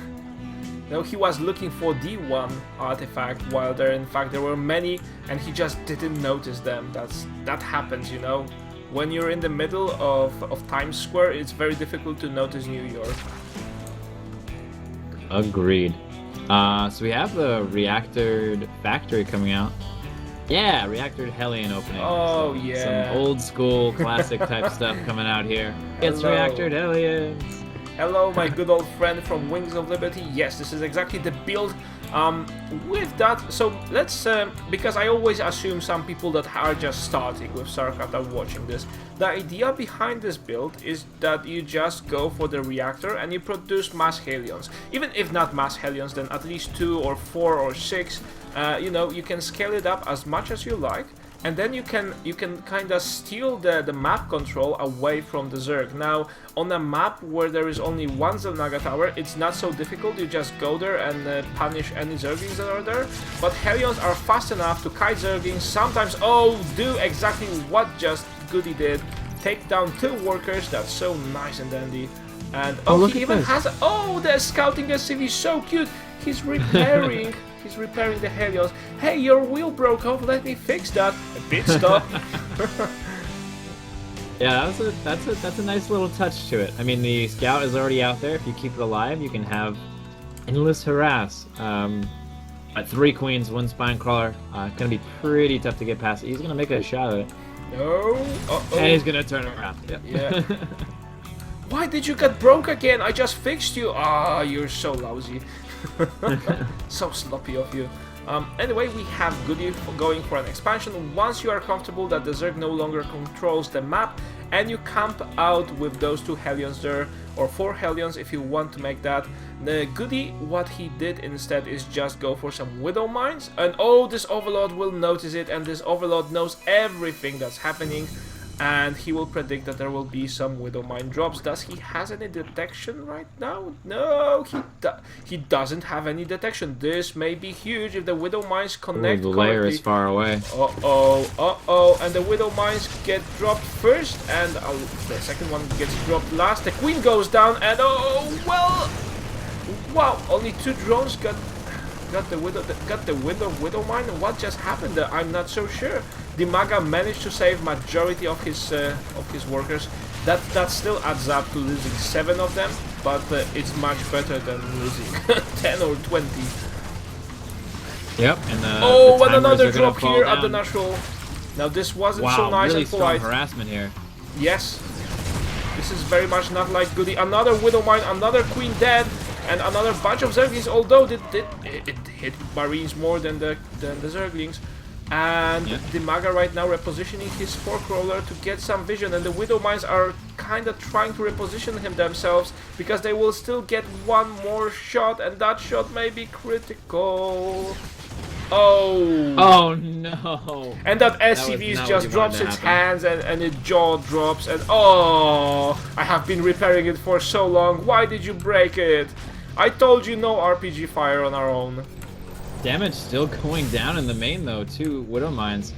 26 workers killed by GoOdy so far this game. An amazing start. I mean, I gotta be feeling for DIMAGA right now. I would not want to be in his shoes. Oh, and GoOdy go. Well, GoOdy is playing this a modified style that we saw very often from Supernova. So first off, you start with some Harrion harassment, then you go for an expansion, then you go for some drops, then you follow that up with Banshee. It just seems a relentless one-base play, while in fact you're going off 2 bases in the background. You are just so freaking relentless that it's so difficult to deal with you without the proper preparation. Yeah, now we have a Banshee taking out more drones. 4 kills already. Oh, GoOdy is looking just not like the usual himself. You could say, ah yes, his games are very slow and passive. No, they aren't. No, they aren't. Yeah, he's got the 2 Banshees up there, 1 for 4 kills. I mean, it's 2 base Terran against 2 base Zerg. It's going to be a difficult situation to get out for DIMAGA. But I'm sure that he's cooking up something brilliant to get out of it. He's got the missile attacks +2 coming out. He's building more queens. No sort of tech coming out. Ahead, by the way, this game. Not only army, but worker supply. Worker count-wise, GoOdy is 42 against 33. That's not looking good for DIMAGA, and GoOdy potentially... Oh my god, this queen is oh so close! And in the meantime, we got a push coming out across the map with Zerglings, with Marines and siege tanks. How is he gonna deal with this? I don't know, but I'm sure that those Marines have a nice happy song to sing right now. And well, the siege tank is just surrounded with Marines. That's the correct way to play it out, because GoOdy knows that DIMAGA doesn't have too much to defend this with. He goes for some roaches, but he only has enough larvae for 3. 3 roaches, not a good counter for this mass of Bioforce. Supported by siege tanks. 2 queens on the way again. Oh, so some queens getting produced to just help it on the way. But I just think we'll be seeing a GG momentarily. I mean, this is gonna be it. DIMAGA has to win this game. If he doesn't win this game, he loses the entire best of 9. He's got to think of something. But I mean, he's building 6-7 roaches, but they're just walking into the tank fire. Yes, and he's trying. You know, still, he hasn't lost it yet. He lost a lot of workers and all of that, but now he clears that force of siege tanks. But what is that GoOdy is going behind that? He's going for a triple starport play. Oh, he's building a battle cruiser. This is like the man of battle cruiser. I dealt so much damage to you, get out of the game, battle cruiser. I could be wrong. Yes. I feel like that's what it is. All diplomacy aside, I think that's exactly what it is. There's still 1 Banshee doing so much damage here, but the queens were proud enough and good enough to take it down. So DIMAGA's still in the game, but I don't think he realizes what he'll be going up against. And GoOdy again oversaturating one of his bases. 39 workers on the minerals. For those yeah, of you but we who know are he keeps up the constant off, worker production. Try to keep it between 16 and 24. He's got 10 workers at one base and 39 at another base. But it doesn't matter. It does not even matter. That's how much damage GoOdy has dealt this game so far. The one day that GoOdy learns how to not overproduce workers, his army supply will just skyrocket, you know. It's like running long distances with some weights attached to your ankles, and then you take the weights off and you run like you're a wind. Yep. And getting the behemoth reactor on his battle cruisers now. They're making their way across the map. Oh, and there is a nice roach run by here, but and the battle cruisers are just making their way across to hit DIMAGA, but DIMAGA is going for a roach counterattack. Where did he get so many of them? Oh my god, this is getting huge, guys. And the siege tank get focused, another one will get focused as well. The bunker was empty for the time being. Will it get repaired fast enough? Oh, there is just enough damage to take it down, or is there? Oh no, my the bunker. god, the repair! It's too strong! The repair! Oh my god, Oh my DIMAGA god. taking down the bunker, although now he has to wonder, holy smokes, what do I do with these? I haven't seen those toys at play yet, but then I can just see if DIMAGA takes enough workers down, if he breaks into the main where there is nothing to defend this, even though the battle cruisers will take some time to destroy DIMAGA's bases, he will just expand somewhere on the map, and he will just reap the benefits of having a very mobile army. I'm not sure he is able to take this game, but still the defense and the counterattack so damn impressive. Yep. DIMAGA not giving up despite taking a lot of losses early on, and he's doing really well for himself. He's taken out GoOdy's third base. He's taken out the natural, and we're in a basically what's an effective one base against one base situation. Yeah. This is kind of like a base race, except that GoOdy has units to defend his own base. Oh, but DIMAGA just with a small force of roaches, he managed to take down this third base of GoOdy. And right now the roaches are making their way inside the GoOdy's main. Oh my god! I still don't believe that DIMAGA can take this, but what if? What if he does? What if he does? How is he going to deal with the battle cruisers though? I mean, he's got a lot of spore crawlers left, so he's going to deal with them. Oh my god. So, the number of spore crawlers we have is 10. So that's his plan for the battle cruisers. Holy smokes! I don't believe we're seeing this, guys. DIMAGA, such creative play. And oh, this engineering bay just burns down. Oh no! The health and safety rules were not abided at that place, and it just burned down. Now GoOdy does a very smart thing, and he goes for a ninja expand. Remember the times where internet was full of ninjas? GoOdy is still in those times. Yeah, and at this point in time, I don't know. I have to call this like I see it. You know, GoOdy's trolling DIMAGA pretty hard right now. Yeah, it's like DIMAGA's trying to find a way to make him pay for it, but he's coming up short. It's just like Alice in the Wonderland, you know. You're all mad here. Yes, we are. Yes, we are. We are all mad. Yeah. Lots of corruptors coming out. That's a 9? thing. Wow, 9 corruptors supported with the. Oh my god! If DIMAGA takes down the carriers. What am I talking about? That would be very impressive. Taking out carriers in this game. Yes. That would be. I'd have to ask him how he did that.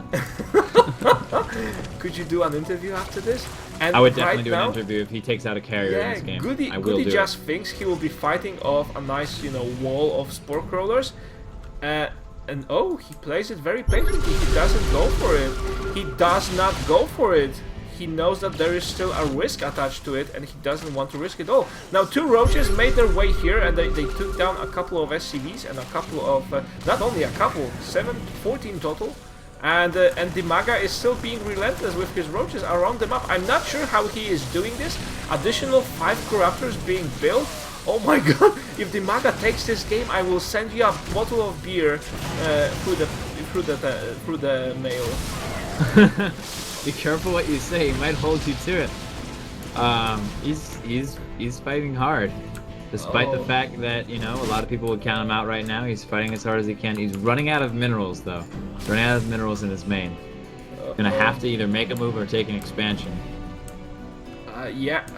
One more corruptor on the way, and we still have more battle cruisers, but we need to remember GoOdy is playing of basically 1.5 base because he's constantly being harassed.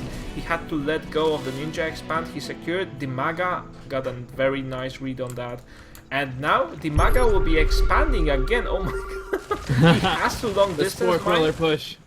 DIMAGA has to long distance mine for a while there, and but he will have enough minerals to expand, or will he? No, he just goes for additional corruptors. So this is in fact a feint. This is to show GoOdy hey, I'm going to expand, and GoOdy will get impatient because of that, and he will try to attack, but there are corruptors which he didn't see yet. I'm not sure he got the wind of the corruptors here, and we have an attack going out of DIMAGA right now, just mass burrowing. 4-crawler attack. Yes. And oh, the Yamato cannon going off, but then the battle cruisers are falling. Their health is just crippled down. And will they go down? No, there are still enough corruptors. One more battle cruiser will go down. And nearly all of the battle cruisers got destroyed. Very nice position by GoOdy. He positioned himself as far away from those little spewing tubes as possible, but that's not enough. And now we have the classic move from DIMAGA, the 22-minute retaking of the natural expansion. This is totally standard ZBT build. It happens all the time. All the time, and you know. And DIMAGA catching another battle cruiser on the map. A very smart move. He just sent his forces on patrol, and another battle cruiser is dead right now. Battle cruiser unoperational now. Big attack coming in. He's gonna kill all of these drones if he can. Battle cruisers, Viking, and Banshees, the assorted air army. Yeah, spore crawlers are nice to deal with the Air Force, but not when the Vikings land. And oh, the expansion didn't even get cancelled. It got destroyed, and DIMAGA trying to take down this last battle cruiser. But no, he is not able to. GG, Grats! Wow, what a game, guys! What a game! What a way to showman, Mr. GoOdy with the battle cruisers. What a way to finish off a show match, guys! This has been epic. This is the best. So, wow, GoOdy takes the series 5-2, but with some heavy resistance on DIMAGA's side. Let us go and talk with the players, express our gratitude for them coming to play for us and with such great results, guys. And after that, we'll be back with you with a free Heart of the Swarm giveaway for the live viewers. Not everyone will get one, but one person, the most random person on the chat, will get his Heart of the Swarm copy. But make sure you follow us on Twitch TV. Otherwise, if I find that you are the most random person and you didn't follow us, I will need to make a sad face and say, yeah, sorry. Better luck next time, because this is only for our followers. So we'll be back with you shortly, guys. Don't go anywhere. You have been watching GoOdy TV, and there's still a giveaway to come.